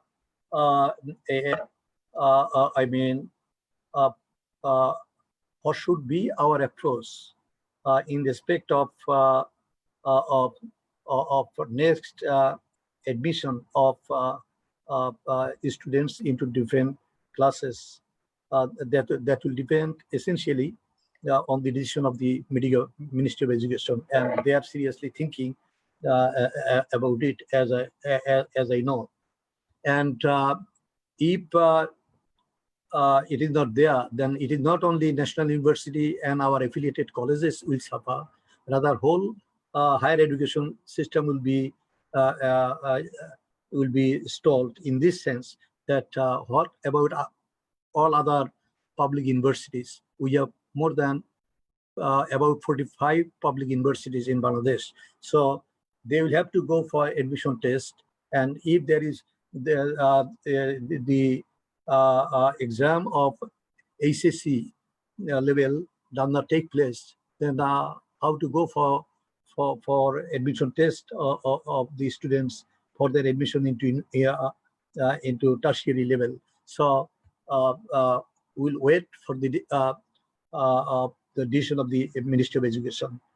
And e-learning in higher education, yes, we have already, just to see, we have the other day in the syndicate and also in our Senate, we held our Senate meeting through online. Also, we are holding our syndicate meeting through online. So this is also development. We are not sitting with a folded hand. Rather, we are trying to make best out of the present very adverse and challenging situation. And we have created a post that is Director of E-Learning in National University. And that person will be in charge of operating e-learning system. We are also seriously thinking of developing LMS, as I have already mentioned, for our students. And this is a must. This is an imperative, if not for other university, but for National University, because we have 2.9 million students on the roll and all over the country. So we cannot go without online system of education. And you have made a good suggestion that yes, we have introduced ICT education, and we'll give further priority to ICT education at the college level, as we have introduced tourism and hospitality management, discipline in 9 colleges. We need in mind the prospect of tourism industry in Bangladesh, and it will also contribute to our national economy and overall national development, as well as employability of these students. Keeping that in view, we have introduced tourism and hospitality management in honors in 9 colleges initially. And we'll also definitely will think over it, that whether we can introduce a particular course for the honors students who will focus on e-learning. That is a very good suggestion, and I have taken note of it. With these observations, and well, I think I should stop here. But I regret that I was unable to listen to our learned keynote presenter of today. But well, I think it will be made available to us later, and I would like to look into it, and definitely there are more suggestions. But thank you, Dhaka Chamber of Commerce and all of you who are associated with organizing today's event through online, and for inviting me. Thank you all. Sir ধন্যবাদ আপনাকে। আমরা প্রত্যেক ওয়েবিনারের পরে আমরা একটা position paper create করি, ওখানে সবার কমেন্টস গুলো থাকবে, আর কি আইডিয়া আসলো উই উইল শেয়ার আপনার অফিসের সাথে আমরা শেয়ার করব, এন্ড অলসো আমাদের আজকে যে প্রেজেন্টেশন আছে ওটাও স্যার আপনাকে আমরা পাঠিয়ে দিব। ধন্যবাদ স্যার আপনাকে। Thank you. এই পর্যায়ে আমি একটু ওপেন ডিসকাশনে যাব। কারো যদি কোনো প্রশ্ন থাকে আপনারা একটু হ্যান্ড রেজ করতে পারেন, হ্যান্ড রেজ করলে তারপর আমি আসবো আপনাদের কাছে। আমি প্রথমেই অনুরোধ করব M Abu Huraira Saheb, former vice president, Dhaka chamber of commerce and industry. Huraira Saheb 2 মিনিটে একটু যদি বলেন আপনার। Thank you very much, Mr. President. Are you listening me? হ্যাঁ, জি জি বল। Oh, thank you very much, Mr. President Shams Mahmood, for giving me floor to say a few words before this auspicious gathering regarding the webinar organized by DCCI about the post-COVID, which is very much, I think, timely. Thanks, Mr. I think our distinguished Minister, Dr. Deepu Muni, MP, are being with us. Thanks, Mr. Minister, to you. I would like to thank today's speaker, paper presenter, Dr. Osama Khan from University of Surrey, UK. Thank you very much, Mr. Khan, for your wonderful presentation. And it was a research-oriented and very timely. I would like to also thank the panel discussions of two different universities of Bangladesh. Actually, একটা বাংলায় কথা আছে যে তুমি কোথা থেকে শিখেছো, আমি যেখানে ঠেকেছি। এই কোভিড-19 আমাদের কাছ থেকে অনেক কিছু নিয়ে গিয়েছে। বিসাইড অফ দিস আমরা কিন্তু অনেক কিছু এখান থেকে শিখতে পেরেছি। এই যে আজকে ই-লার্নিং বা অনলাইন এডুকেশন সিস্টেম, এটা আমাদের বাংলাদেশে আগেও ছিল, বাট এটা সংক্ষিপ্ত দূর শিক্ষণ প্রোগ্রামের মাধ্যমে ছিল। আর আমরা ব্রিটিশ পোস্টাল এডুকেশন সিস্টেমের কথা জানি। আমি মাননীয় মন্ত্রী মহোদয়ের দৃষ্টি আকর্ষণ করে একটি কথা বলতে চাই, যে আমরা বাঙালিরা কিন্তু অনেক কিছু অনেক দ্রুত টু দি পয়েন্টে চলে আসতে পারি। এত ঝড় ঝঞ্ঝা পরিবেশ হলে আমরা কিন্তু দ্রুত আল্লাহর রহমতে এগুলোকে ওভারকাম করতে পারি। এই জিনিসটা আমাদের মধ্যে আছে। তো আমি দেখলাম যে এডুকেশনের ক্ষেত্রেও এই বিষয়টা আমরা দেখতে পাচ্ছি, এবং ই লার্নিং বা অনলাইন এডুকেশন সিস্টেম ছাত্ররা, আমাদের শিক্ষকরা, আমি বলবো আমার ছেলেও নর্থ সাউথে পড়ে, তাকে দেখতেছি যে এই রুম বন্ধ করেছে, ক্লাস মানে যুক্ত হচ্ছে। তো এটা it's a great achievement for our student and for our as well as professor also. তো আমি এই বিষয়টা শুধু দুটো কথা বলে আমার বক্তব্য শেষ করব, যে তারা সময়টা নষ্ট করতেছে না, it's a very good sign. অনেকে ঘর থেকে অফিস আদালত করতেছেন, যেটা নতুন দিক উন্মোচন করেছে বলে আমি মনে করি। আমি 7-8 বছর আগে যুক্তরাষ্ট্রে গিয়েছিলাম, তো আমার এক রিলেটিভের বাসায় যখন দেখলাম যে ওনারা 2 দিন অফিস করেন, অফিস এই বাসার থেকে। আমি জিজ্ঞেস করলাম এটা কিভাবে, বলে আমরা টাস্ক ওয়ার্কের মতো আমরা কাজ নিয়ে আসি, বাসা থেকে বসে এই কাজটা করি। এটা কিন্তু বাংলাদেশে সম্ভব না, কিন্তু এখন বাংলাদেশে অফিস আদালত হচ্ছে, বাসার থেকে বসে হচ্ছে। তো আমাদের এখানে কিছু ইনফ্রাস্ট্রাকচার, মাননীয় মন্ত্রী মহোদয় ডিস্ট্রাকশনকে বলছি, হাই স্পিড ইন্টারনেটের প্রয়োজন, ইনফ্রাস্ট্রাকচার প্রয়োজন, এবং এইগুলোর সুযোগ সুবিধা সরকার করে দিবে। আমি মনে করি যে remote education system, radio, television এবং mobile, high speed internet, powerful Zoom and smart laptop এবং আরো যে জিনিসগুলো আছে এগুলো যদি সরকার করে দেয়, তাহলে আমি মনে করি আমরা এই ক্ষেত্রে আরো এগোতে পারি। একটা ইনফরমেশন দিয়ে আমরা বক্তব্য শেষ করব যে আমরা অনেক কিছুতে কিন্তু উপমহাদেশের অনেক দেশকে আগে গেছি। বিশেষ করে পাকিস্তানের জনসংখ্যা 22 কোটি, নেট ব্যবহার করে 16 কোটি, 72%। আমাদের মোবাইল গ্রাহক অনেক বেশি, বাট আমাদের ইন্টারনেট গ্রাহক কম। এই জন্য আমি মনে করি যে গ্রোথ সেন্টার গ্রামে গঞ্জে ছড়িয়ে দিতে হবে। এবং এখানে আমাদের প্রেসিডেন্ট সাহেব ভেরি রাইটলি মেনশন যে আমাদের এনজিও গুলো যেখানে তাদের তো একটা ফুল ফ্লেজেড অফিস রয়েছে, সেখানে এটা গ্রোথ সেন্টার হিসেবে কাজ করতে পারে। আর আমাদের আজকের ওসামা খান একটা ক্লিপিং এ আমি দেখলাম একটা ছবি উনি দেখিয়েছেন, সম্ভবত কেনিয়ার, যে একটা টেলিভিশন সেটের সামনে দুটো ছাত্র বসে ই লার্নিং এর মাধ্যমে অনলাইন এডুকেশন শিখতেছে। তো এই বিষয়গুলো আমাদের কিন্তু আমাদের নতুন প্রজন্মকে এই বিষয়গুলো সম্পর্কে আমি মনে করি যে এগুলো তাদের আমাদের স্বাদ এবং সীমাবদ্ধতার মাঝে একটা একটা একটা ফারাক রয়েছে, এটাকে দূর করতে হবে এবং এখানে সরকারকে এগিয়ে আসতে হবে। আপনাদের সবাইকে অসংখ্য ধন্যবাদ। আপনাকে অসংখ্য ধন্যবাদ for your wonderful thoughts.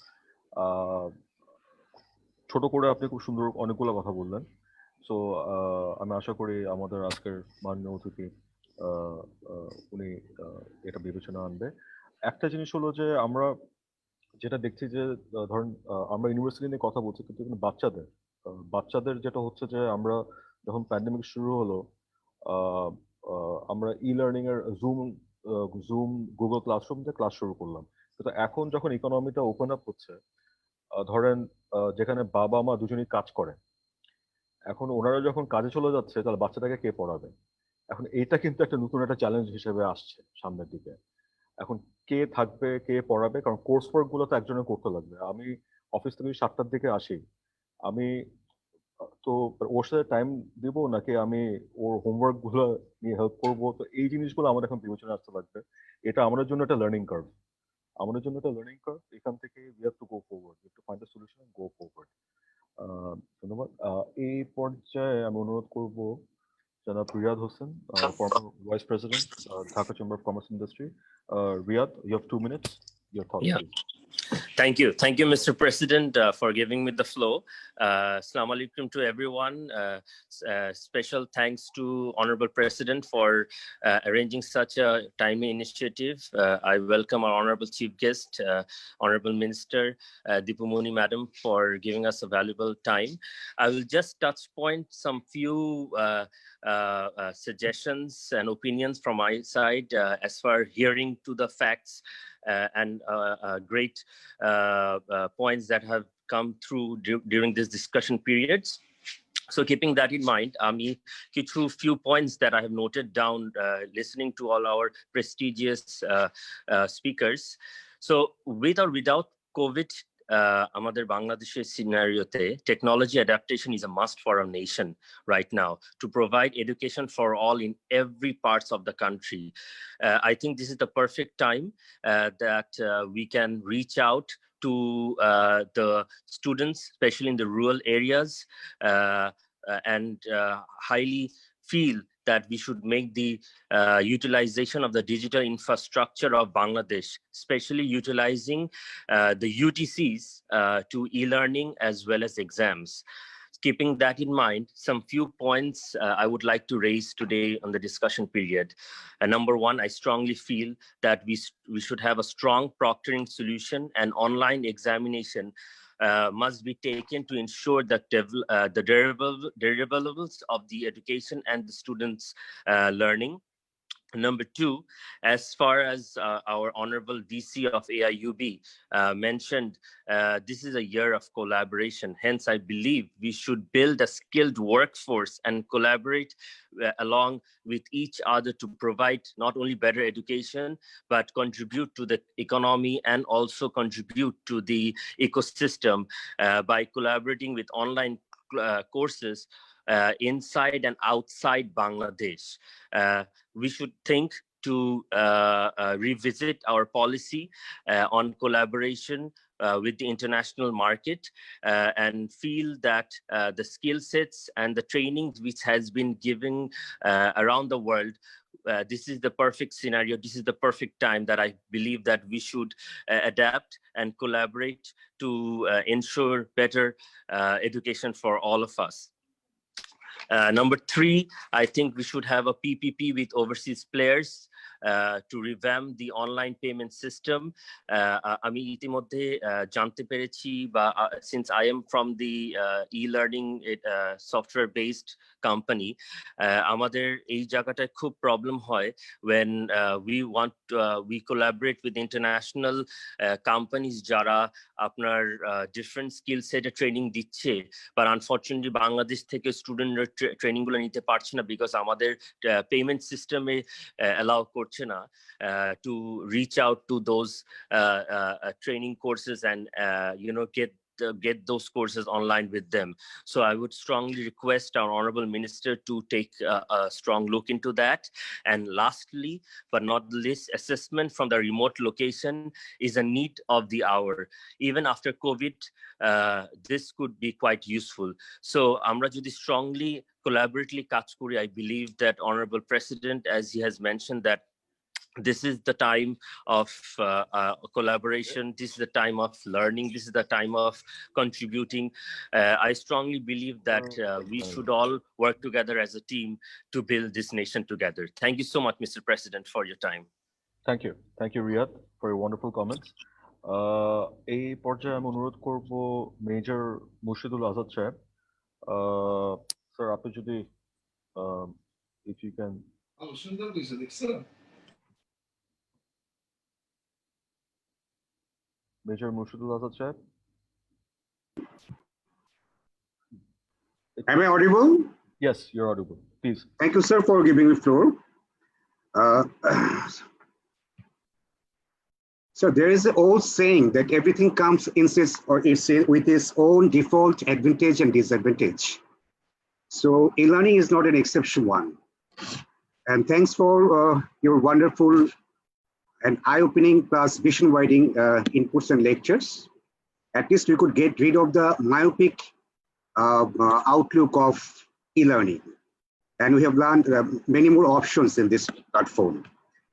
My question is that there are twofold disadvantage of e-learning. One is in case of learning, another is health issues related to e-learning.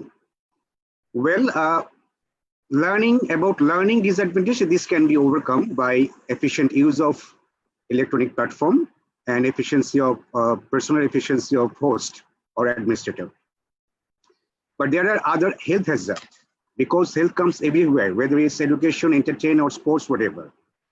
We came to know that there are a lot of impacts of using digital devices like laptop, computer, screen, whatever.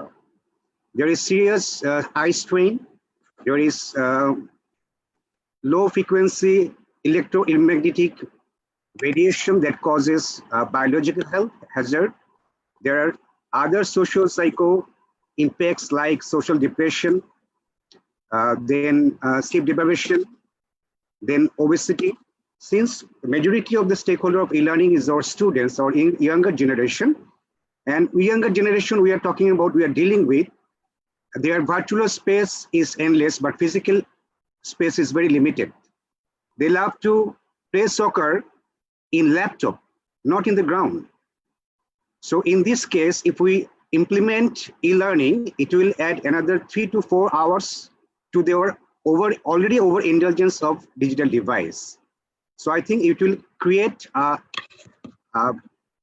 health related issues that we must address. So we must also offer the health remedies, how they should integrate this e-learning in their part of life.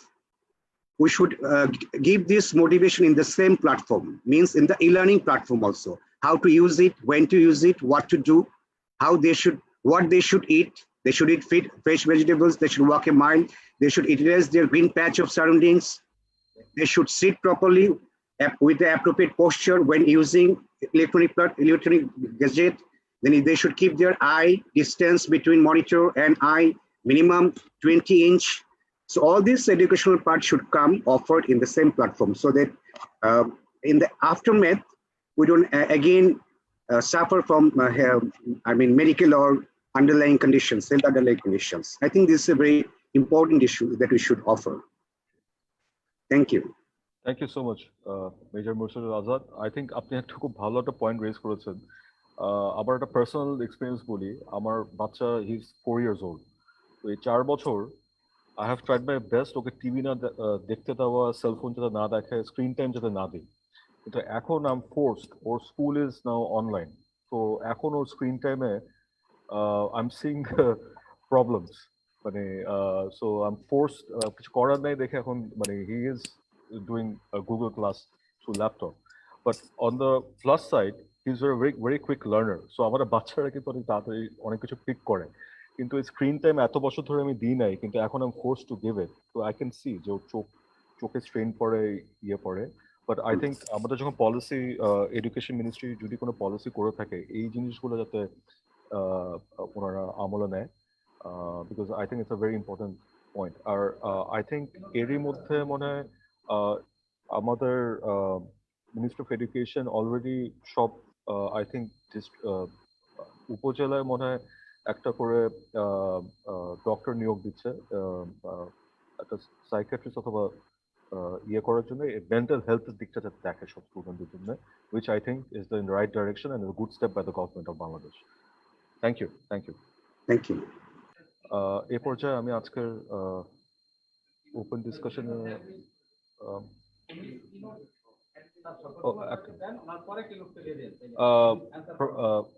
Professor Osama Khan.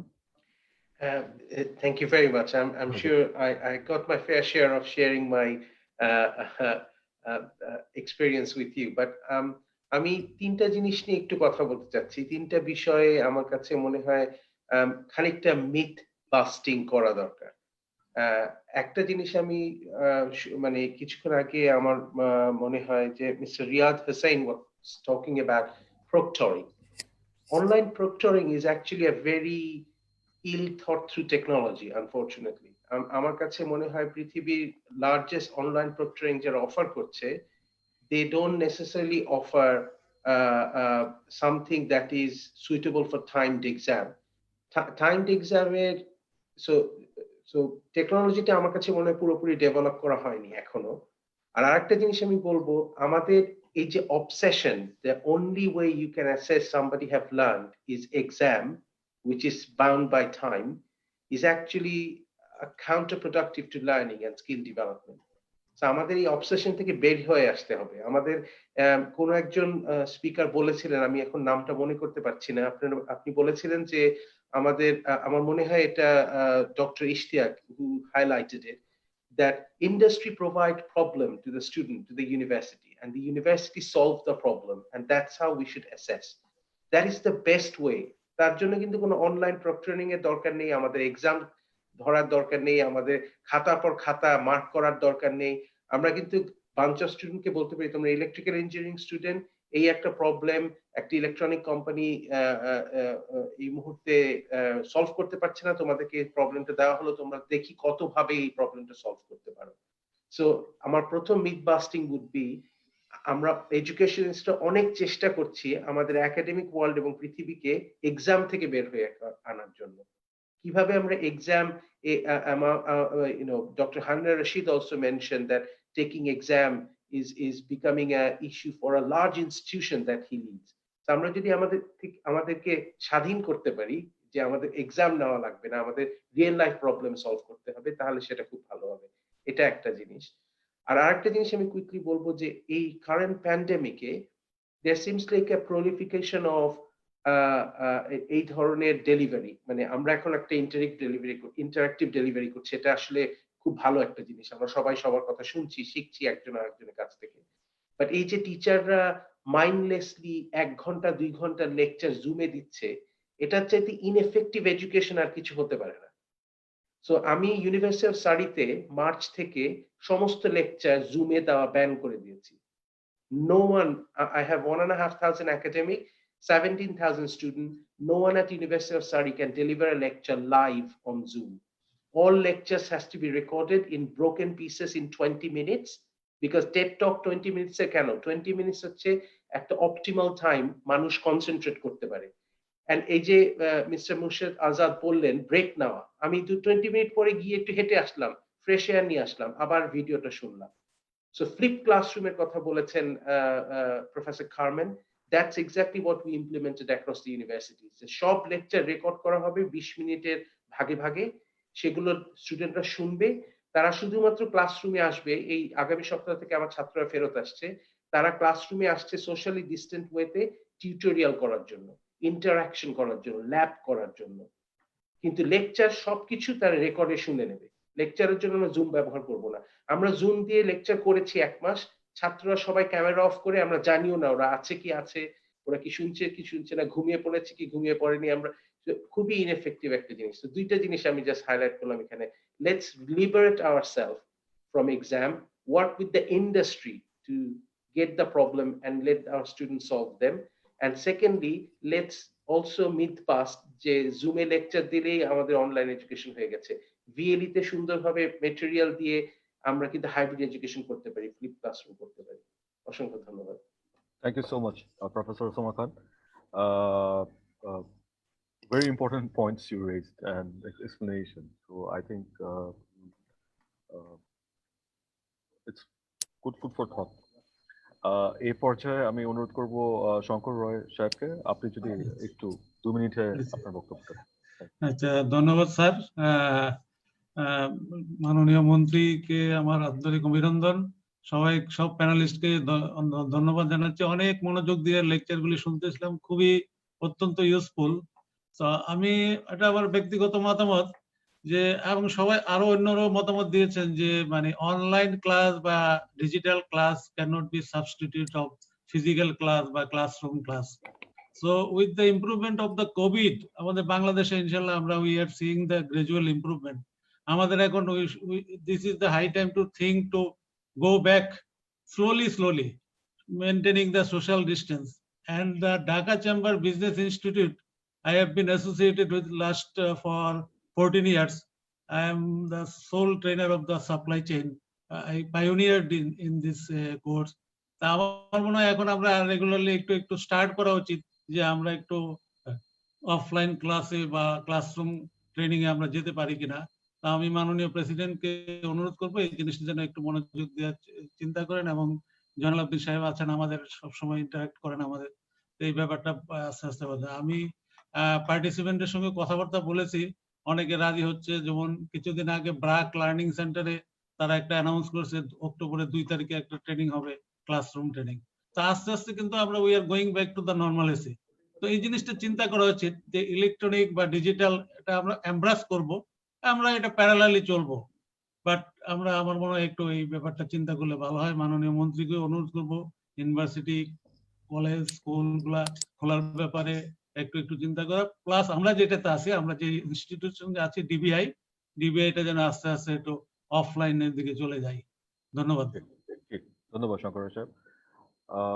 এই পর্যায়ে thank you everyone who took part in the open discussion for your valuable comments. এই পর্যায়ে আজকের আমাদের chief guest doctor Dipu Moni MP, sir.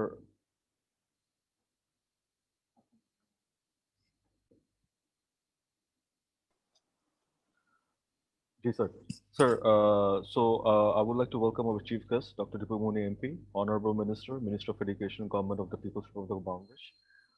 Sir, আপনি তো শুনলেন আজকে আমাদের ওয়েবিনারে all the comments by our distinguished panelists, অনেকগুলো আইডিয়া আসছে। আর আমরা জানি যে right at this moment, Education Ministry is facing the toughest challenge.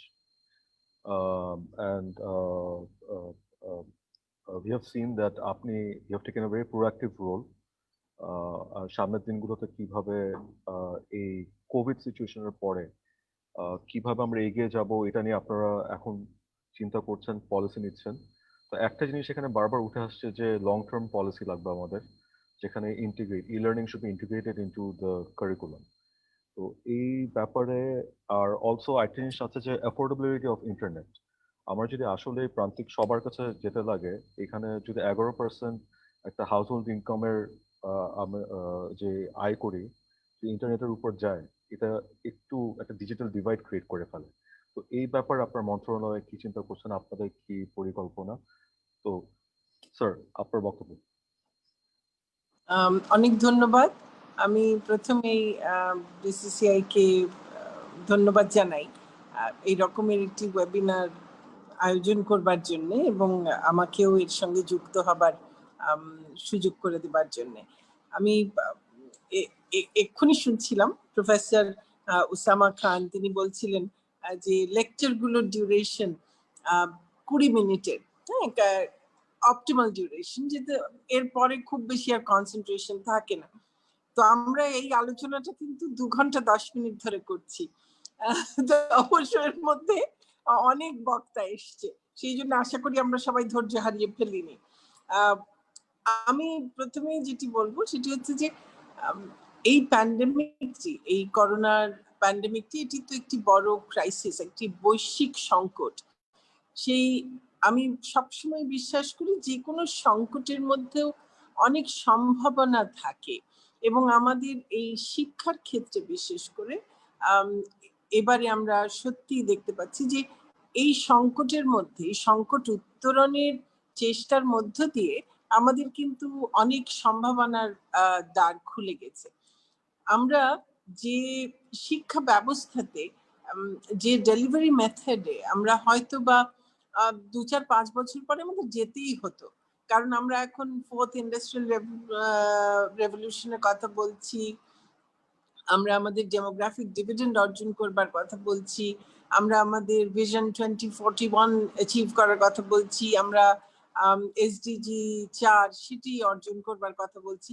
এগুলো যদি করতে হয়, আমাদের যদি আমাদের শিক্ষার্থীদেরকে 21st সেঞ্চুরি স্কিলস দিতে হয়, আমাদের যদি শিক্ষার্থীদেরকে এই যে খুব দ্রুত পরিবর্তনশীল এই যে পৃথিবী, বিশেষ করে এই 4র্থ শিল্প বিপ্লবের কারণে যে ব্যাপক পরিবর্তন আসবে, তাকে যদি মোকাবেলা করতে হয়, সেই চ্যালেঞ্জগুলোকে যদি মোকাবেলা করতে হয়, তাহলে কিন্তু আমার এক ধরনের একটা ব্লেন্ডেড লার্নিং এ আমার যেতেই হতো। তো সেই যাওয়াটার জন্যে আমরা তো খুব মানসিকভাবে তো আমাদের কোনো প্রস্তুতি ছিল না। আমরা হয়তো শিক্ষা ব্যবস্থার সঙ্গে সরাসরি যারা জড়িত আছি, শিক্ষার ব্যবস্থাপনার সঙ্গে যারা সরাসরি জড়িত আছি, আমরা যারা হয়তো নীতি নির্ধারণ করছি, তারা আমরা এই জিনিসটি চিন্তা করছি যে আগামী সময়ে, আগামী কয়েক বছরের মধ্যে আমাদের এই ট্রানজিশনটা কি করে হবে সেটা নিয়ে ভাবছি। কিন্তু এটি নিয়ে পুরো শিক্ষা প্রতিষ্ঠানগুলোতে, শিক্ষকদের মধ্যে, শিক্ষার্থীদের মধ্যে কিন্তু এই অভ্যস্ততাটি ছিল না, এবং সে কারণেই এবার যখন এই সংকটটি হলো এবং ক্লাসরুমে আর পড়াশোনা করা গেল না, তখন আমরা এই অনলাইন এডুকেশনে আমাদের যেতে হলো, এবং এই অনলাইন এডুকেশনে যাওয়ার মধ্য দিয়ে কিন্তু আমাদের যে কাজটি আমরা 2-4-5 বছর পরে করতে বাধ্য হতাম, সেটি আমরা এখনই করতে শুরু করেছি। আমি মনে করি যে এটি আমাদেরকে এগিয়ে দিল বেশ অনেকটা। এখানে আসলে অনেক আলাপ আলোচনা হয়েছে, খুবই ভালো সব প্রেজেন্টেশন গুলো হয়েছে। আমি প্রফেসর ওসামা খানকে, প্রফেসর ডক্টর খাজা ইফতেখারউদ্দিন আহমেদ, আমাদের Murad Hossain Molla Saheb, chairman Bangladesh technical education board, professor doctor Carmen Z Lamagna, এবং আমাদের জাতীয় বিশ্ববিদ্যালয়ের যিনি মাননীয় উপাচার্য, আমাদের দেশের একজন প্রখ্যাত রাষ্ট্রবিজ্ঞানী প্রফেসর হারুন আর রশিদ, তাদের সবার যে কথাগুলো সেগুলো খুব মন দিয়ে শুনেছি, এবং যারা অন্যেরা যারা আলাপ আলোচনা করেছেন তাদের কথাগুলো মন দিয়ে শুনবার চেষ্টা করেছি। তো আমাদের অনেক চ্যালেঞ্জ আছে, কোনো সন্দেহ নেই, তবে চ্যালেঞ্জ শুধু আমাদের তা নয়, এখন বিশ্বব্যাপী অনেক রকমের চ্যালেঞ্জ আছে। আমাদের কিভাবে আমরা এই চ্যালেঞ্জগুলোকে মোকাবেলা করব? আমাদের খুব বড় কতগুলো শক্তি আছে। সেই শক্তিগুলো হলো, আমাদের একটা তো হচ্ছে যে আমাদের রেজিলিয়েন্স, আরেকটা আমি মনে করি যে আমাদের অ্যাডাপ্টেবিলিটি, যেটার কথা আজকে এখানে অনেকবার আলোচনা হয়েছে। আমাদের মানুষ খুব সহজে অ্যাডাপ্ট করতে পারে, মানিয়ে নিতে পারে, খাপ খাইয়ে নিতে পারে, কারণ আমাদের দেশের মানুষ নানান রকম প্রতিকূলতার বিরুদ্ধে সংগ্রাম করে কিন্তু এগিয়ে এসছে, এবং আমাদের ইতিহাস তাই বলে যে আমরা মানিয়ে নিতে পারি, আমরা নিজেদেরকে বদলে ফেলতে পারি, আমরা সহজে পরিবর্তনকে আমরা আলিঙ্গন করতে পারি। আমাদের এই যে শক্তিগুলো আছে, সেই শক্তিগুলো কিন্তু এই রকমের এই যে বড় পরিবর্তনের ক্ষেত্রে, রূপান্তরের ক্ষেত্রে কিন্তু অনেক বড় কাজে লাগে। তো আর আমাদের দেশের মানুষ আমি মনে করি খুব প্রযুক্তি বান্ধব। আমাদের যিনি সভাপতিত্ব করছেন তিনি কিন্তু বলেছেন যে মডারেটর যিনি শামস মাহমুদ, প্রেসিডেন্ট ডিসিসিআই, তিনি বলছিলেন যে তিনি কি করে এই বিকাশ করা শিখলেন। আমরা সবাই কিন্তু প্রতিদিন শিখছি, এবং আমরা শিখছি, এত কিছু শিখছি আমাদের আশপাশের সবার কাছ থেকে। তাদের মধ্যে অধিকাংশই কিন্তু হয় বয়সে আমাদের চেয়ে অনেক ছোট, কিংবা অনেকেই যাদের কথা আমরা হয়তো তেমন করে ভাবি না যে তাদের কাছ থেকে আমরা শিখতে পারবো, কিন্তু আমরা শিখছি। তার কারণ হচ্ছে আমাদের দেশের সাধারণ মানুষ, যার হয়তো প্রাতিষ্ঠানিক শিক্ষা নেবার সুযোগ হয়নি, তেমন মানুষও কিন্তু আজকে প্রযুক্তি ব্যবহার করছে তার যে দৈনন্দিন কাজে। এবং এই যে আমাদের মোবাইল টেকনোলজি যেটি, সেটির মাধ্যমে এই নানান রকম প্রযুক্তি তারা ব্যবহার করছে। আমার একেবারে গ্রামের আমার কৃষক ভাই, আমার কিষানী বোনেরা, তারা যেভাবে এই বিভিন্ন অ্যাপ ব্যবহার করে তাদের কৃষিকাজে নানান রকমের নতুন নতুন জিনিস করছে, আবহাওয়ার সবকিছু জানছে, কখন কোনটা করবে, কিভাবে করবে, সেগুলো সব নানান কিছুর চর্চা করছে। এটি কিন্তু অসাধারণ, এবং এটি বাংলাদেশের সব পর্যায়ের মানুষই কিন্তু এখন তাই করছে। কাজে আমি এই যে মানুষের এই এগিয়ে আসা, এটি একটা আমাদের জন্য, এবং এই প্রযুক্তি বান্ধব এই যে মানসিকতা, সেটি মানে আমি মনে করি যে আমাদের একেবারে একটা সেলিব্রেট করার বিষয়। এবং আমি মাননীয় প্রধানমন্ত্রী বঙ্গবন্ধু কন্যা শেখ হাসিনার প্রতি এবং তার তথ্য প্রযুক্তি বিষয়ক উপদেষ্টা বঙ্গবন্ধুর দৌহিত্র সজীব ওয়াজেদ জয়ের প্রতি আমার বিশেষ কৃতজ্ঞতা এবং ধন্যবাদ জানাই, যে তাদের কারণে আজকে ডিজিটাল বাংলাদেশ হওয়াতে আমাদের জন্য এই কাজটি এত সহজ হয়ে গেছে। নাহলে আমরা যদি ভাবি যে আমরা এখনো 12-13 বছর 15 বছর আগে আছি, তাহলে কিন্তু আজকের এই সংকটের সময় আমাদের একেবারেই সবকিছু বন্ধ রাখতে হতো। তো আমরা যে আজকে একেবারে সচল আছি, পড়াশোনা চলছে, হ্যাঁ সমস্যা আছে, আমরা শতভাগের কাছে পৌঁছতে পারছি না, কিন্তু তারপরও আমাদের যে মানে 90-92% শিক্ষার্থীর কাছাকাছি আমরা নানান মাধ্যমে পৌঁছে যাবার একটা ব্যবস্থা করতে পেরেছি, সেটাও কিন্তু আমি মনে করি যে একটা খুব বড় বিষয়। তো যাই হোক, এই ই লার্নিং নিয়ে এবং আমাদের এই এখন যেটি আমাদের চলছে অনলাইন এডুকেশন, এর নানান দিক নিয়ে আলাপ আলোচনা হয়েছে। আমি শুধু কয়েকটা বিষয় একটু আমার দিক থেকে বলতে চাই। সেটা হচ্ছে যে আমরা আমাদের যে শিক্ষা নীতিটি আছে সেটি 2010 সালের। এখন পৃথিবী যত দ্রুত বদলাচ্ছে তাতে 10 বছর একটা অনেক সময়, অনেক বড় সময়। সে কারণে আমরা উদ্যোগ নিয়েছি, যেমন এখন এই যে একটু আগে একজন বললেন যে এই অনলাইন এডুকেশন নিয়ে আমাদের শিক্ষা নীতিতে খুব বেশি কিছু নেই, কিন্তু আমাদের তো বাস্তবতাটা অনেক বদলে গেছে। সে কারণে আমরা আমাদের এডুকেশন পলিসিটিকে রিভাইজ করবার আমরা উদ্যোগ ইতিমধ্যেই গ্রহণ করেছি। একই সঙ্গে আমরা বারবারই বলছি যে আমাদের এই যে নিউ নর্মাল, নতুন যে স্বাভাবিক, সেটিকে কিন্তু আমাদের মেনে নিতে হবে।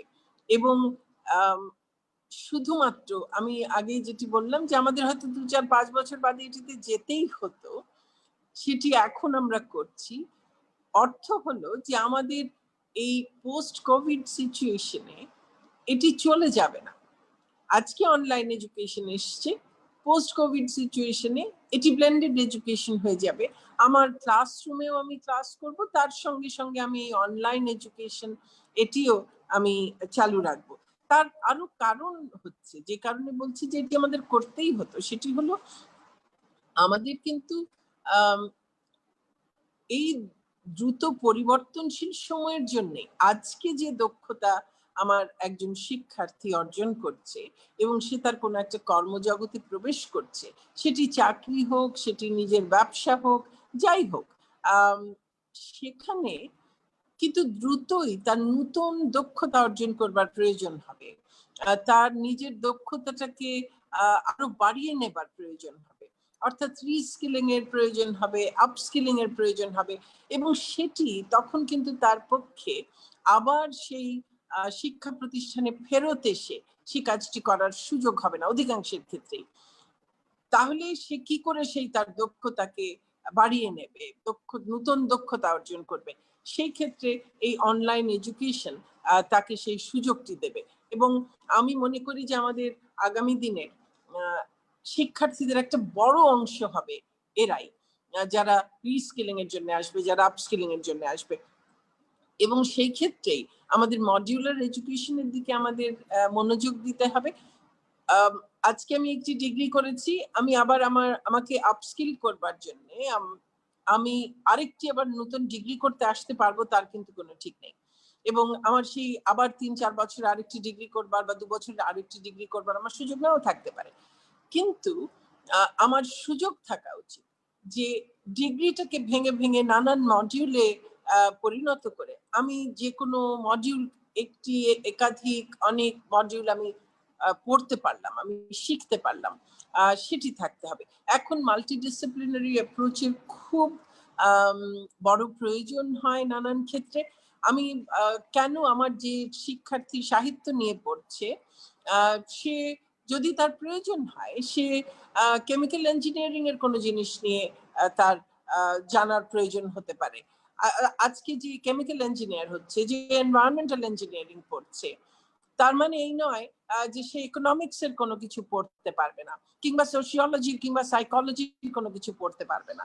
অর্থাৎ এই যে আমার এই সুযোগটি থাকা উচিত যে আমি নানান ধরনের জ্ঞানকে, আমার জ্ঞানের নানান শাখায় আমি যেন অবাধে বিচরণ করতে পারি, আমার সেই সুযোগটি থাকা উচিত।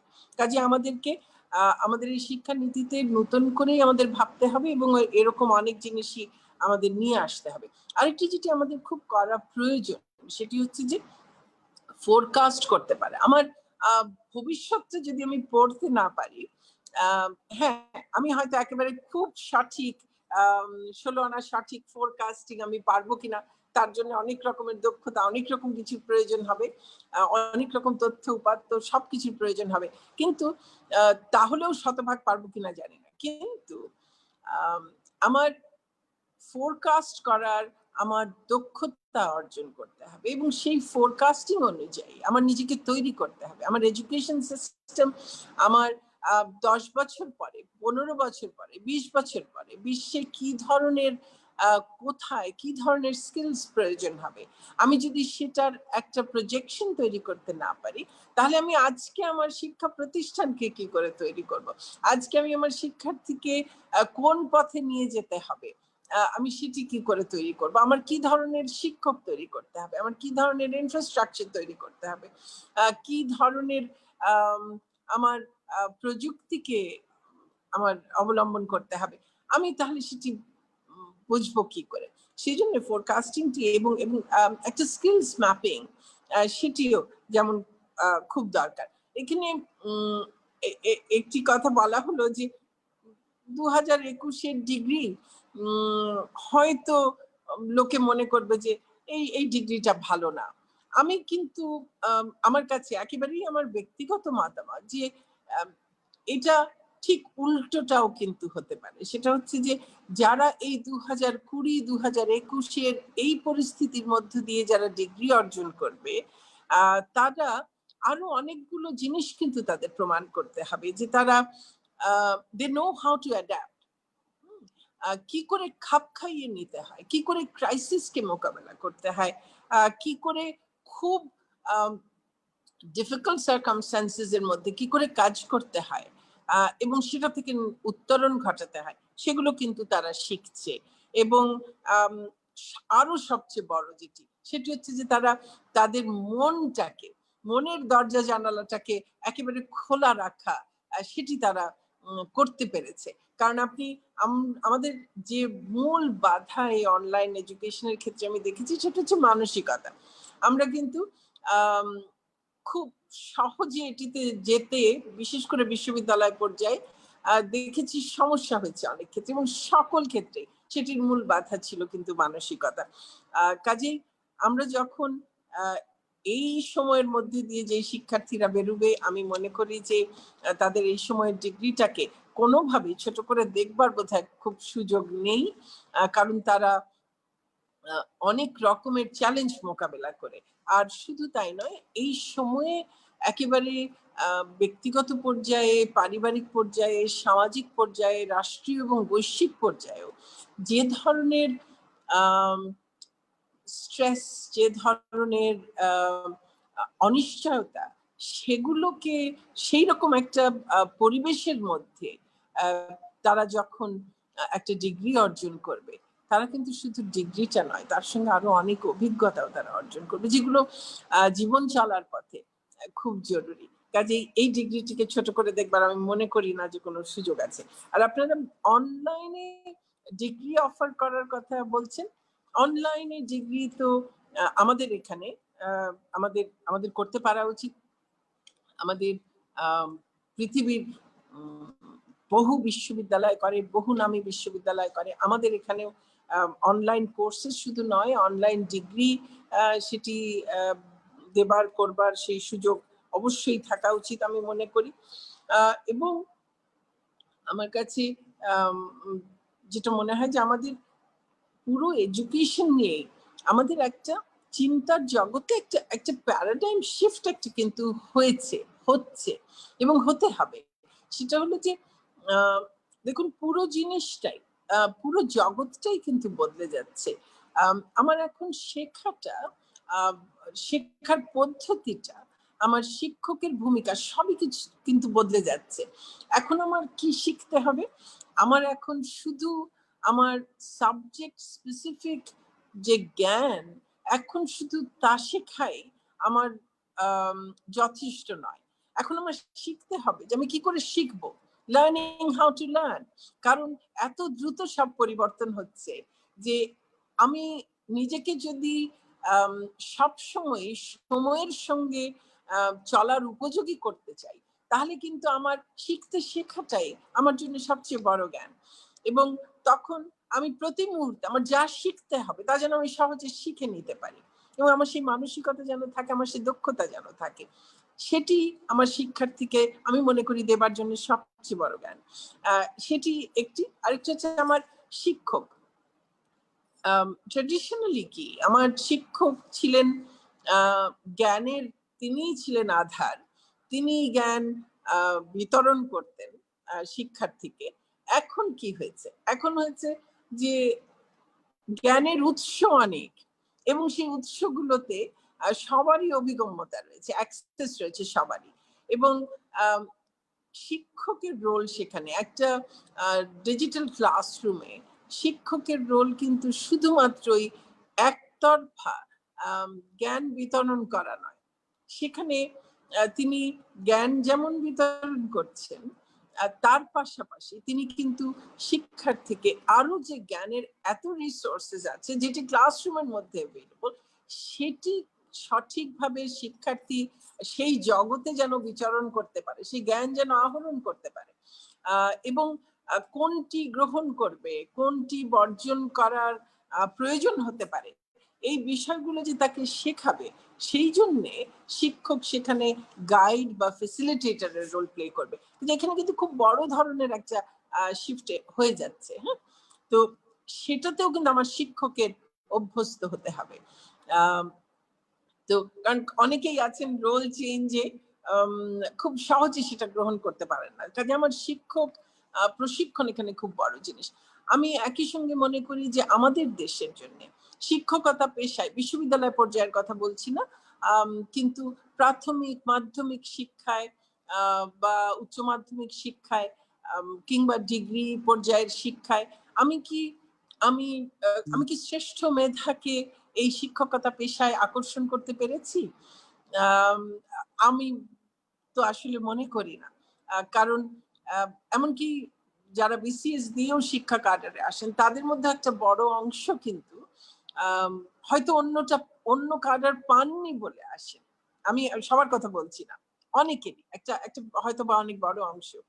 তাহলে আমি একেবারে স্বেচ্ছায় শিক্ষক হবার স্বপ্ন দেখে অনেক মেধা নিয়ে শিক্ষক হয়েছেন, তেমন শিক্ষক তো আসলে কম। তাহলে আমাকে এই শিক্ষকতা পেশাটাকেও তো আমার অনেক আকর্ষণীয় করবার প্রয়োজন রয়েছে। আমার এখানে শ্রেষ্ঠ মেধাকে আমার নিয়ে আসবার প্রয়োজন রয়েছে, কারণ বিশ্ববিদ্যালয় পর্যায়ে হ্যাঁ সবচেয়ে ভালো ছাত্ররাই হয়তো সেখানে শিক্ষক হচ্ছেন, এবং সেখানেও আমরা শিক্ষক নিয়োগের ক্ষেত্রে যে ন্যূনতম যোগ্যতার নির্দেশিকা যেন শিক্ষক নিয়োগ নিয়ে প্রশ্ন না উঠতে পারে। আমরা শিক্ষকদের প্রশিক্ষণ, আজকে আমি শিক্ষার্থী, কালকেই আমি শিক্ষক, বিশ্ববিদ্যালয়ে কিন্তু তাই হয়ে যাচ্ছে। আমি একজন অসাধারণ মেধাবী শিক্ষার্থী হতে পারি, কিন্তু তার অর্থ কি এই যে আমি আগামীকালই একজন অসাধারণ মেধাবী শিক্ষক? সেই জন্য শিক্ষকতার জন্য শিক্ষার্থী থেকে ভালো শিক্ষক হওয়া, এই যে রূপান্তরটি, সেখানে যেন সঠিক প্রশিক্ষণ থাকে, সেই বিষয়গুলো আমাদের দেখতে হবে। আমাদের বিশেষ করে বিশ্ববিদ্যালয় পর্যায়ে খুব বড় জিনিস, যেটি অনেকেই র্যাঙ্কিং এর কথা বলেন, নানান কিছু বলেন, গবেষণা শিক্ষার একটা খুব বড় অংশ। তো সেই গবেষণার জায়গাটিতে আমাদের অনেক জোর দেয়, ইনোভেশন সেগুলোতে জোর দেয়, এরকম আরো অনেক কিছু আছে। আমরা এখন দেখছি যে আমাদের শিক্ষার ক্ষেত্রে মাননীয় প্রধানমন্ত্রী আমাদের 2009 সালে বলেছিলেন, যখন আমাদের কারিগরিতে এনরোলমেন্ট ছিল 1% কম, তিনি আমাদেরকে, কারণ তাকে সবসময় আমাদের যারা রাজনৈতিক বিরোধী তারা সবসময় বলে আমাদের বাজেট উচ্চাভিলাষী, আমাদের এটা উচ্চাভিলাষী, আমাদের সেটাও। অবশ্যই বাংলাদেশকে নিয়ে আমরা যারা স্বপ্ন দেখি, আমাদের মাননীয় প্রধানমন্ত্রীর নেতৃত্বে তিনি আমাদেরকে স্বপ্ন দেখান, আমরা সেই স্বপ্নটা দেখি, আমরা সেই স্বপ্নটা বাস্তবায়ন করবার চেষ্টা করি। আমি যদি উচ্চাভিলাষী না হব, তাহলে আমি আমার সেই স্বপ্নের জায়গায় কি করে পৌঁছবো? এবং তিনি খুব উচ্চাভিলাষী একটি স্বপ্ন আমাদেরকে দেখিয়েছিলেন যে আমরা 2020 সালের মধ্যে 20% এই এনরোলমেন্ট কারিগরিতে আমরা নিয়ে যাব। আমরা কিন্তু খুব খারাপ করিনি, অনেক রকম প্রতিকূলতা সত্ত্বেও আমরা কিন্তু 17% বেশিতে এনরোলমেন্ট নিয়ে আসতে পেরেছি, এবং এখন তা আরো অনেক দ্রুত গতিতে বাড়বে বলে আমরা বিশ্বাস করি। আমাদের দেশের প্রতিটি উপজেলায় যেভাবে একটি করে টেকনিক্যাল স্কুল অ্যান্ড কলেজ সেটি তৈরি হচ্ছে, মেয়েদের জন্য সেই কারিগরি প্রতিষ্ঠান তৈরি হচ্ছে, আমাদের পলিটেকনিক ইনস্টিটিউট গুলো, সেগুলোকে আমরা, এগুলোর সব মান উন্নয়নের জন্য আমাদের এখন কাজ করতে হবে। ল্যাব গুলো, ওয়ার্কশপ গুলো, সেগুলোকে আমরা আরো অনেক বেশি উন্নত করব। আমাদের কারিকুলাম, যে কোনো শিক্ষার ক্ষেত্রে খুব বড় যে জিনিসগুলো, 1 নম্বর হচ্ছে আমাদের কারিকুলাম, পাঠক্রম আমরা যুগোপযোগী করতে হবে। আমরা আমাদের পাঠক্রমকে যুগোপযোগী করবার জন্য বিরাট আকারে কাজ করছি, এবং সেটি প্রায় চূড়ান্ত পর্যায়ে রয়েছে। আমাদের অ্যাসেসমেন্ট পদ্ধতি, এই যে পরীক্ষা সর্বস্ব শিক্ষা আলোচনায় উঠে এসেছে, এবং সনদ সর্বস্ব শিক্ষা, এই যে জিপিএ 5 নিয়ে উন্মাদনা, এর মধ্যে আসলে সত্যিকারের জ্ঞান অর্জন কিংবা সত্যিকারের মানুষ তৈরি করা, জ্ঞান, দক্ষতা, সঠিক মানসিকতা, এর সুসমন্বয় সত্যিকারের মানুষ তৈরি করা, তার কতখানি আসলে শুধু এই পরীক্ষা সর্বস্ব শিক্ষা ব্যবস্থা দিয়ে আমরা করতে পারবো। সেই জন্য আমরা কিন্তু নানান কিছু ভাবছি। আমরা ইতোমধ্যেই অন্ততপক্ষে 3টি বিষয়ে মাধ্যমিক পর্যায়ে আমরা ধারাবাহিক মূল্যায়ন যে কন্টিনিউয়াস অ্যাসেসমেন্ট সেটি আমরা পাইলটিং করেছি এবং সেটির অসাধারণ ভালো আমরা সাড়া পেয়েছি এবং সেটিকেই আমরা আগামী বছর থেকে ওই 3টি বিষয়ে তো বটেই সবার জন্য সেটি করছি আর অন্যান্য বিষয়কে আমরা ধারাবাহিক মূল্যায়নে অন্যান্য বিষয়েরকেও অন্ততপক্ষে আংশিক ধারাবাহিক মূল্যায়নের মধ্যে নিয়ে আসবার আমরা চেষ্টা করছি এবং অনেক কিছু করে শেখা এবং শিক্ষাটাকে আনন্দময় করা। আমার শিক্ষার উদ্দেশ্যটা কি? শিক্ষার উদ্দেশ্য তো শুধু সনদ প্রাপ্তি জীবিকা শুধু তাই নয়, শিক্ষার তো আরো অনেক উদ্দেশ্য আছে। তো সেই যে আমার মধ্যে মূল্যবোধ তৈরি করা, নৈতিকতা তৈরি করা, আমাকে একজন ভালো মানুষ তৈরি করা, সেই সমস্ত কিছুই তো, এবং অবদানক্ষম একজন মানুষ তৈরি করা, একজন বিশ্ব নাগরিক তৈরি করা, সেটি যদি আমাদের করতে হয় তাহলে আমাদেরকে কিন্তু এই যে পরীক্ষা সর্বস্ব শিক্ষা, সনদ সর্বস্ব শিক্ষা তা যেন আমাদের কখনো না হয়, সেটি ব্যাপারে আমাদের মনোযোগী হতে হবে এবং আমরা সেই রকম করেই এগোবার চেষ্টা করছি। তো আমাদের এরকম আরো অনেক ধরনের আমাদের চেষ্টা আমরা এখন করছি। এর সবকিছুর ফলাফল আমরা খুব শিগগির পেয়ে যাব এমন নয়, কিছুটা হয়তো সময় লাগবে অনেক কিছু, কিন্তু আমরা সেগুলো অবশ্যই আমরা করব এবং এ ব্যাপারে আমরা অঙ্গীকারাবদ্ধ। আমাদের আজকে অনেক রকমের আলাপ আলোচনা হয়েছে। আমাদের একেবারে এই যে আমি যখন শিক্ষা বলছি তখন আমি শিক্ষা একেবারে প্রাথমিক থেকে নিয়ে বিশ্ববিদ্যালয় পর্যন্ত সকল শিক্ষার কথাই বলছি এবং সেখানে একটু আগেই বললাম গবেষণা একটা খুব বড় জিনিস, কিন্তু সেই গবেষণার কিন্তু একটা চর্চা তৈরি করতে, একটা জগৎ তৈরি করতে, একটা কালচার তৈরি করতে হয়, সেটি আমাদের করতে হবে। আর আমরা যখনই গবেষণার কথা বলি তখনই আমরা শুনি যে সরকার তো যথেষ্ট পরিমাণ গবেষণায় বরাদ্দ দিচ্ছে না। এখানে অনেক শিক্ষকেরা আছেন যারা বিদেশে কাজ করছেন, কাজ করে এসেছেন, আমি তারা আমার চাইতে অনেক ভালো জানেন। গবেষণা করে গবেষণার ফান্ড জোগাড় করা, এই যে টেনিওর ট্র্যাকের সিস্টেম, নানান কিছু আছে, এই সব কিছু আমাদের এখানে কিন্তু তা নেই। আমাদের এখানে সরকার শুধু পয়সা দেবে আর আমি গবেষণা করব।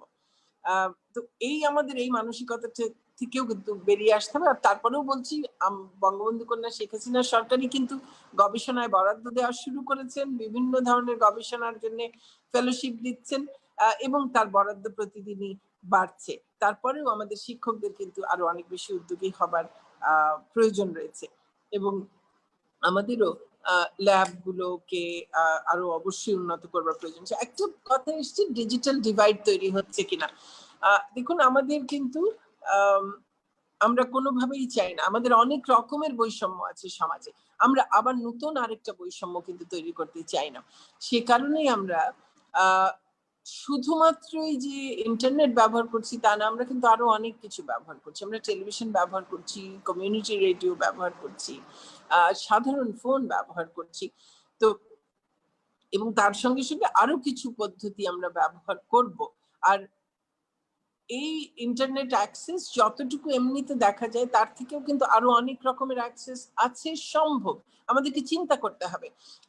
একজন বললেন, মডারেটর বললেন যে বিভিন্ন এনজিওর প্রতিষ্ঠান আছে দেশের বিভিন্ন জায়গায়, প্রতিটি ইউনিয়নে একটি ইউনিয়ন ডিজিটাল সেন্টার আছে, ইউনিয়ন পরিষদে, সেখানে কিন্তু সমস্ত কানেক্টিভিটি আছে, সবকিছু আছে।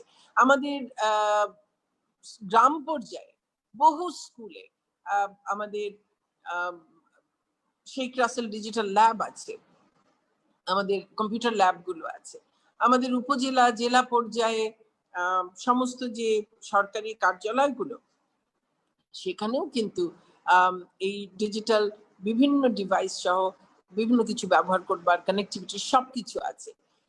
আমাদের শিক্ষার্থীরা যার একেবারেই নিজের বাড়িতে টেলিভিশন নেই, স্মার্টফোন নেই বা অন্য কোনো সুযোগ নেই, তারা কিন্তু এই যে রিসোর্স গুলো সেগুলোতেও তার থেকেও কিন্তু সহযোগিতা নিতে পারেন। আর অ্যাফোর্ডেবিলিটির যে কথাটি আমরা ইতোমধ্যে বিভিন্ন টেলকোগুলোর সঙ্গে দফায় দফায় আলাপ আলোচনা করেছি। আমরা খুব শিগগিরই একটি প্যাকেজ আশা করছি আমরা ঘোষণা, মানে এটি নির্ধারিত হয়ে গেছে, সেটি আশা করি আমরা ঘোষণা করতে পারবো। এর মধ্যে আমি বিশ্ববিদ্যালয়গুলোর প্রতিও আমার ধন্যবাদ এবং কৃতজ্ঞতা জানাই। তারা বহু বিশ্ববিদ্যালয়ে যেসব শিক্ষার্থীর সমস্যা রয়েছে আর্থিকভাবে, তাদেরকে ডেটা প্যাক কিনে দিয়েছে, তাদেরকে আর্থিকভাবে সহায়তা করেছে। কোনো বিশ্ববিদ্যালয় এমনকি শিক্ষার্থীদেরকে ডিভাইস কেনার জন্যও সহযোগিতা করেছে। আমি ইতিমধ্যেই সেদিন সংসদে বলেছি এবং মাননীয় প্রধানমন্ত্রী সেখানেই একটা একেবারে মাথা নেড়েই সম্মতি জানিয়েছেন যে আমরা শিক্ষা ঋণ দেবার কথাও আমরা এখন থেকে ভাববো এবং কিভাবে শিক্ষার্থীদেরকে আমরা এনেবল করব, তারা কি করে যে কোনো যে প্রয়োজন আছে সেটি যেন তারা মেটাতে পারে। তো এই সব বিষয়গুলো নিয়েই কিন্তু আমরা কাজ করছি এবং কোনোভাবেই যেন নতুন করে আর কোনো বৈষম্য তৈরি না হয় সেটি আমাদের, কারণ আমরা বিশ্বাস করি যে অন্তর্ভুক্তিমূলক একটা উন্নয়নে আমরা বিশ্বাস করি, ইনক্লুসিভিটিতে আমরা বিশ্বাস করি, ইনক্লুসিভনেস আমরা বিশ্বাস করি যে আমাদের যে ডাইভার্সিটি আছে সেটাকে সেলিব্রেট আমাদের করতে হবে, আমাদের যে টলারেন্স সেটাকে আমাদের ধারণ করতে হবে। তো আমাদের যে গুণগুলো আছে সেই গুণগুলোকে আমরা যেন আরো বাড়িয়ে তুলতে পারি সেটি কিন্তু আমাদের চেষ্টা করতে হবে এবং সেই সঙ্গে আমাদের শিক্ষার্থীদের মধ্যে সৃজনশীলতা সেটিকে বাড়িয়ে তোলা। যে কারণে আমরা এই গাইড বই, নোট বই সেগুলোকে চাই না। আমাদের সৃজনশীল পদ্ধতি, যিনি মূল প্রবন্ধ পড়লেন তিনি ব্লুমস ট্যাক্সোনমির কথা বলেছেন। আমাদের সৃজনশীল পদ্ধতি যখন আমরা করেছিলাম এই ব্লুমস ট্যাক্সোনমি ব্যবহার করেই করেছি, কিন্তু হয়তোবা তার মধ্যে এখন একেবারে আধুনিক সময়ে এসে ব্লুমস ট্যাক্সোনমি যেই ভাবে ব্যবহৃত হয় অধিকাংশ দেশে, আমরা হয়তো তার থেকে একটু পুরনো ধাঁচের অনেক বেশি রিজিড একটা ধারণাকে আমরা ব্যবহার করেছিলাম। সেটি থেকেও আমরা কিন্তু বেরিয়ে আসবার চেষ্টা করছি এবং ওটার মধ্যে আরো অনেক বেশি ফ্লেক্সিবিলিটি আমরা আনবার আমরা এখন চেষ্টা করছি, যেটি আমাদের নতুন কারিকুলামে প্রতিফলিত হবে আমি বিশ্বাস করি। এবং আমাদের যেটি আমি মনে করি শিক্ষা ব্যবস্থা আমরা যাই করব তার মধ্য দিয়ে আসলে শিক্ষাটা যেন আনন্দের মধ্য দিয়ে হয়, আনন্দময় যেন হয় শিক্ষা, এবং শিক্ষার্থীদের মধ্যে যেন একটা জ্ঞানের তৃষ্ণা জাগিয়ে দিতে পারি, একটা তাদের মধ্যে অনুসন্ধিৎসু একটা মনোভাব যেন জাগিয়ে দিতে পারি। শিক্ষা যেন সেটি করতে পারে, শিক্ষা যেন এই মুখস্থ বিদ্যায় যেন কোনো মতেই না থাকে, তার মধ্যে একটা ইনকালকেটিং সেন্স অফ কিউরিওসিটি সেটা যেন আমরা করে দিতে পারি। আমি মনে করি যে সেটা আমাদের জন্য খুব জরুরি। তার সঙ্গে ভাষা শিক্ষার উপরে, কারণ ভাষা এখন আর শুধু ভাষা নয়, ভাষা টুলে পরিণত হয়েছে। তো সেই দিকেও আমাদের নজর দিতে হবে এবং তার সঙ্গে যেটি আমরা দেখছি যে এখন পৃথিবীতে গেমিং এর মাধ্যমে, সেটার মাধ্যমেও কিন্তু শিখছে শিক্ষার্থীরা, কাজে আমরা সেদিকেও নজর দিতে চাই। আমাদের শিক্ষার্থীদের যে ক্যারিয়ার কাউন্সিলিং, জব প্লেসমেন্ট সেগুলোর কথা আমাদের ভাবতে হবে। আর যেটি যে ইন্ডাস্ট্রি একাডেমিয়া যে কোঅর্ডিনেশন, এটা তো অত্যন্ত জরুরি, আগে খুব সেইভাবে ছিল না। আমাদের একাডেমিয়াতেও এক ধরনের ইগো কাজ করে যে আমি জ্ঞান বিতরণ করি, আমি নতুন জ্ঞান তৈরি করি, আমি সেখানে আমার ইন্ডাস্ট্রির কি প্রয়োজন সেটা আমার জানবার কি দরকার আছে। এটা অনেক জায়গায় আছে, কিন্তু আমার তো জব রেডিনেস এর একটা ব্যাপার আছে, কারণ আমার শিক্ষার্থী একটা সনদ নিয়ে শুধু বেরিয়ে যাবে এবং সে কাজের জগতের জন্য নিজেকে উপযুক্ত করতে পারবে না। সবাই চাকরি করবে তা নয়, কিন্তু সে যে উদ্যোক্তাও হবে, যে উদ্যোক্তা হবে তার যে সেই এন্টারপ্রেনারিয়াল স্কিলস, সেই এন্টারপ্রেনারিয়াল তার মাইন্ডসেট, সেটাকেও তো তৈরি করে দেবার প্রয়োজন রয়েছে। তো সেই কারণে একেবারে কারিকুলাম ডেভেলপমেন্ট থেকে শুরু করে এর বিভিন্ন পর্যায়ে কিন্তু আমাদের এই জব রেডিনেসের জিনিসটা মাথায় রাখতে হবে। ইন্ডাস্ট্রির কি প্রয়োজন রয়েছে সেটা আমাদের জানতে হবে, কারণ প্রায়শই ইন্ডাস্ট্রি বলে আমি যোগ্য লোক পাচ্ছি না, আর শিক্ষার্থী বলে বা চাকরি প্রার্থী বলে আমি চাকরি পাচ্ছি না। এই মিসম্যাচটা এটি যেন না থাকে, এবং সেজন্যই আমাদের এই ইন্ডাস্ট্রি একাডেমিয়া একটা ক্লোজ কোঅর্ডিনেশন, কোঅপারেশন, কোলাবোরেশন সেটা কিন্তু আমাদের প্রয়োজন রয়েছে, এবং সেটির দিকেও আমরা এখন পুরোপুরি নজর দিতে চাই। আর কোয়ালিটি অ্যাসুরেন্সের বিষয়টা তো অবশ্যই আমাদের জন্য, এবং quality assurance at every stage, not just at every level of education, but also আমাদের যে কারিকুলাম বলি, আমরা শিক্ষক কথা বলি, আমরা কি কন্টেন্ট দিচ্ছি সেটার ক্ষেত্রে বলি, ইনফ্রাস্ট্রাকচার, আমাদের ডিজিটাল ক্যাপাসিটি, তার সবকিছুর ক্ষেত্রেই কিন্তু এই মানের কথাটি আমরা জোর দিতে চাই। এবং আমাদের যে নির্বাচনী ইশতেহার 2018 সালের, তাতেও কিন্তু আমরা অঙ্গীকার করেছি যে সকল পর্যায়ে শিক্ষার মান আমরা উন্নত করব, এবং সেই জন্যই আমাদের এই কাজগুলো আমরা করতে চাই। এর মধ্যে আরো অনেক অনেক কথা হয়েছে, সবকিছু আজকে হয়তো একবারে এক আলোচনায় শেষ করে দেওয়া সম্ভব না, তবে আমাদের সবশেষে বলবো যে আমাদের শিক্ষা নিয়ে এই যে সবাই ভাবছি, এই যে সবাই কথা বলছি, আমি মনে করি এর মধ্য দিয়েই আমরা আমাদের কাঙ্ক্ষিত লক্ষ্যে নিশ্চয়ই পৌঁছতে পারবো ইনশাল্লাহ। আমাদের জাতির পিতা বঙ্গবন্ধু শেখ মুজিবুর রহমান বলেছিলেন, শিক্ষায় বিনিয়োগ হচ্ছে সর্বশ্রেষ্ঠ বিনিয়োগ। আর আমাদের মাননীয় প্রধানমন্ত্রী, তিনি শিক্ষা বান্ধব মাননীয় প্রধানমন্ত্রী, এবং সেই জন্যেই আমরা অনেক অনেক বেশি আশাবাদী যে আমরা অবশ্যই শিক্ষার ক্ষেত্রে আমাদের যে প্রয়োজনটা, যে পরিবর্তনটা প্রয়োজন, যে রূপান্তরটা প্রয়োজন আমাদের, সেটি আমরা অবশ্যই করতে পারবো ইনশাআল্লাহ। এবং সেই জন্য একেবারে শিক্ষা নীতি, শিক্ষা আইন এ থেকে শুরু করে আমার ক্যাপাসিটি বিল্ডিং সকল ক্ষেত্রে সবকিছুতেই কিন্তু আমরা এখন নজর দিচ্ছি। ইউজিসির সক্ষমতা বৃদ্ধি, তাতে আমরা এখন নজর দিচ্ছি। কাজে সবকিছু মিলিয়ে আমাদের এগিয়ে যেতে হবে। আর সবাই এখন খুব স্টেমের কথা বলে, শুধু স্টেম নয়, স্টিম চাই। আর্টস ছাড়া সবকিছু শুধুমাত্র স্টেম দিয়ে বোধহয় আমাদের কাঙ্ক্ষিত লক্ষ্যের জায়গায় পৌঁছতে আমরা পারবো না। কাজে সবকিছুকেই দরকার আছে, সেই সবকিছুকে নিয়েই আমরা এগিয়ে যাব। আমি এই আশাবাদ ব্যক্ত করে আবারও ডিসিসিআই কে তারা এই আয়োজনটি করেছেন এবং আমাকে এখানে কথা বলবার সুযোগ দিয়েছেন। আমি অনেক লম্বা সময় আসলে কথা বলে ফেলেছি, সেই জন্য ক্ষমা প্রার্থী। তো আপনাদের সবাইকে আবারও ধন্যবাদ এবং কৃতজ্ঞতা জানিয়ে আমি আমার বক্তব্য শেষ করছি। জয় বাংলা, জয় বঙ্গবন্ধু। ধন্যবাদ আপনাকে, আজকে প্রধান অতিথি doctor Dipu Moni MP. As always আমরা এখান থেকে একটা শিক্ষা পেয়েছি আজকে ফ্রম এ ওয়ান্ডারফুল স্পিচ, যে আপনি এত সহজে উইথ সাচ মানে ইউর সাচ এ গ্রেট ওরেটর, আপনি অনেক সিম্পল বাংলায় অনেক কমপ্লেক্স পলিসি ডিসিশন গুলোকে ভেঙে যেভাবে বললেন, I think all of us were mesmerised and this is something to learn.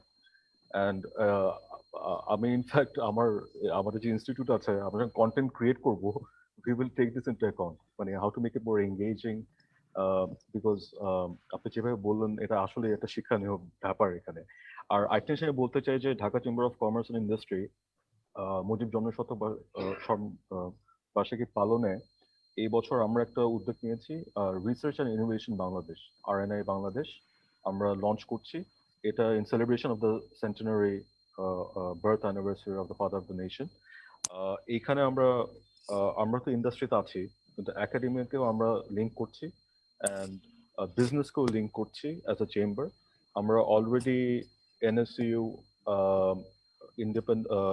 তারপরে ইউনাইটেড ইন্টারন্যাশনাল ইউনিভার্সিটি AIBর সাথে MOU সাইন করেছি, and also with Dhaka university. So we are already engaged in this, we have started the process.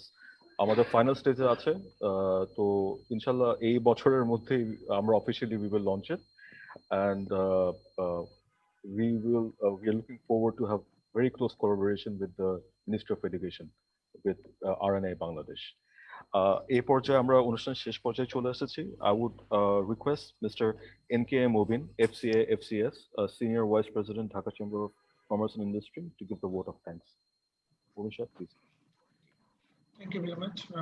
Bismillahir Rahmanir Rahim. Assalamu alaikum এবং শুভ অপরাহ্ন। প্রথমে আমি Dhaka chamber of commerce and industry কর্তৃক আয়োজিত e-learning শীর্ষক ওয়েবিনারে উপস্থিত হওয়ার জন্য সম্মানিত প্রধান অতিথি মাননীয় শিক্ষামন্ত্রী ডাক্তার দীপু মনিকে আন্তরিক ধন্যবাদ জানাই। এরই সাথে আরো ধন্যবাদ জানাতে চাই আজকের অনুষ্ঠানের মূল প্রবন্ধ উপস্থাপক অধ্যাপক ওসামা খানকে তার স্বতঃস্ফূর্ত সাবলীল এবং তথ্যবহুল প্রবন্ধ উপস্থাপনের জন্য। আমি ধন্যবাদ জানাতে চাই আজকের মুক্ত আলোচনায় অংশগ্রহণকারী আমন্ত্রিত আলোচকবৃন্দ, ঢাকা চেম্বারের পরিচালনা পরিষদের সদস্যবৃন্দ ও উপস্থিত সকলকে, যাদের আলোচনায় এই সভা প্রতিনিধিত্বমূলক ও অংশগ্রহণমূলক হয়েছে। সম্মানিত অতিথি, আমার পূর্বে সম্মানিত প্রবন্ধ উপস্থাপক এবং আলোচকবৃন্দ ই-লার্নিং এর বিভিন্ন দিক ও সময়ের প্রেক্ষিতে প্রতিযোগিতা সমূহ তুলে ধরেছেন অত্যন্ত সুচারুভাবে। একথা অনস্বীকার্য যে সাধারণত প্রাতিষ্ঠানিক শিক্ষার ক্ষেত্রে একজন শিক্ষার্থী যখন কোনো একটি বিষয়ের উপর অধ্যয়ন করেন তখন একই সময়ে অন্য বিষয়ে তার শেখার সুযোগ থাকে খুব কম, অথচ অপরাপর অভ্যাস ও অধ্যয়নের পাশাপাশি কিংবা পেশাগত কাজের ফাঁকেও ব্যবস্থায় অংশগ্রহণের অপার সুযোগ রয়েছে। সম্মানিত সুধী, ই-লার্নিং যেহেতু শতভাগ প্রযুক্তিগত শিক্ষা ব্যবস্থা, সে কারণে বাংলাদেশের প্রান্তিক মানুষের প্রযুক্তিগত জ্ঞান ও দক্ষতা বৃদ্ধির জন্য দেশের সামগ্রিক তথ্য প্রযুক্তিগত অবকাঠামোর দিকে সংশ্লিষ্টদের নজর দেওয়া আবশ্যক। বরাবরের মতন আমরা আজকের ওয়েবিনারের বিভিন্ন ইম্পর্টেন্ট কমেন্টস গুলো সামারাইজ করে গভর্নমেন্টের বিভিন্ন প্রতিষ্ঠানের সাথে শেয়ার করব। পরিশেষে আজকের ওয়েবিনারে অংশগ্রহণ করার জন্য সম্মানিত প্রধান অতিথি মাননীয় শিক্ষামন্ত্রী ডাক্তার দীপু মনি, আমন্ত্রিত আলোচকবৃন্দ সহ সকল অংশগ্রহণকারীকে আবারও ধন্যবাদ জানিয়ে আমার বক্তব্য এখানে শেষ করছি। আল্লাহ হাফেজ। মাননীয় প্রধান অতিথি, আপনার পারমিশন দিয়ে we would like to end আজকে, and thank you once again for joining the program. Sorry, একটু আনমিউট করতে লাগবে। অনেক ধন্যবাদ। ধন্যবাদ আপনাকে। Thank you. Thank you, madam. Thank you. Assalamualaikum. Thank you, everyone. আমরা we look forward to your cooperation. জি ইনশাআল্লাহ। জি thank you so much. Thank you সবাইকে ধন্যবাদ। Thank you everyone. ধন্যবাদ সবাইকে জয়েন করার জন্য। Osama, thank you so much. ধন্যবাদ। Wonderful presentation. Thank you very much. Welcome, absolutely. আমি খুবই এনজয় করেছি, খুবই ভালো লেগেছে। প্রেজেন্টেশনটা ইনসাইটফুল ছিল, ধন্যবাদ, ভালো ছিল। প্রেজেন্টেশনটা কি ইমেল করা যাবে? এটা আমি অলরেডি জিলানি এবং তামান্নাকে পাঠিয়ে দিয়েছি। আপনারা অবশ্যই যে যা চাবে সবাইকে পাঠাতে পারেন। Thank you so much. Ishaq Shah, thank you. Murad Shah, thank you so much. All right. Thank you, President. Major Murshid Azad Shah,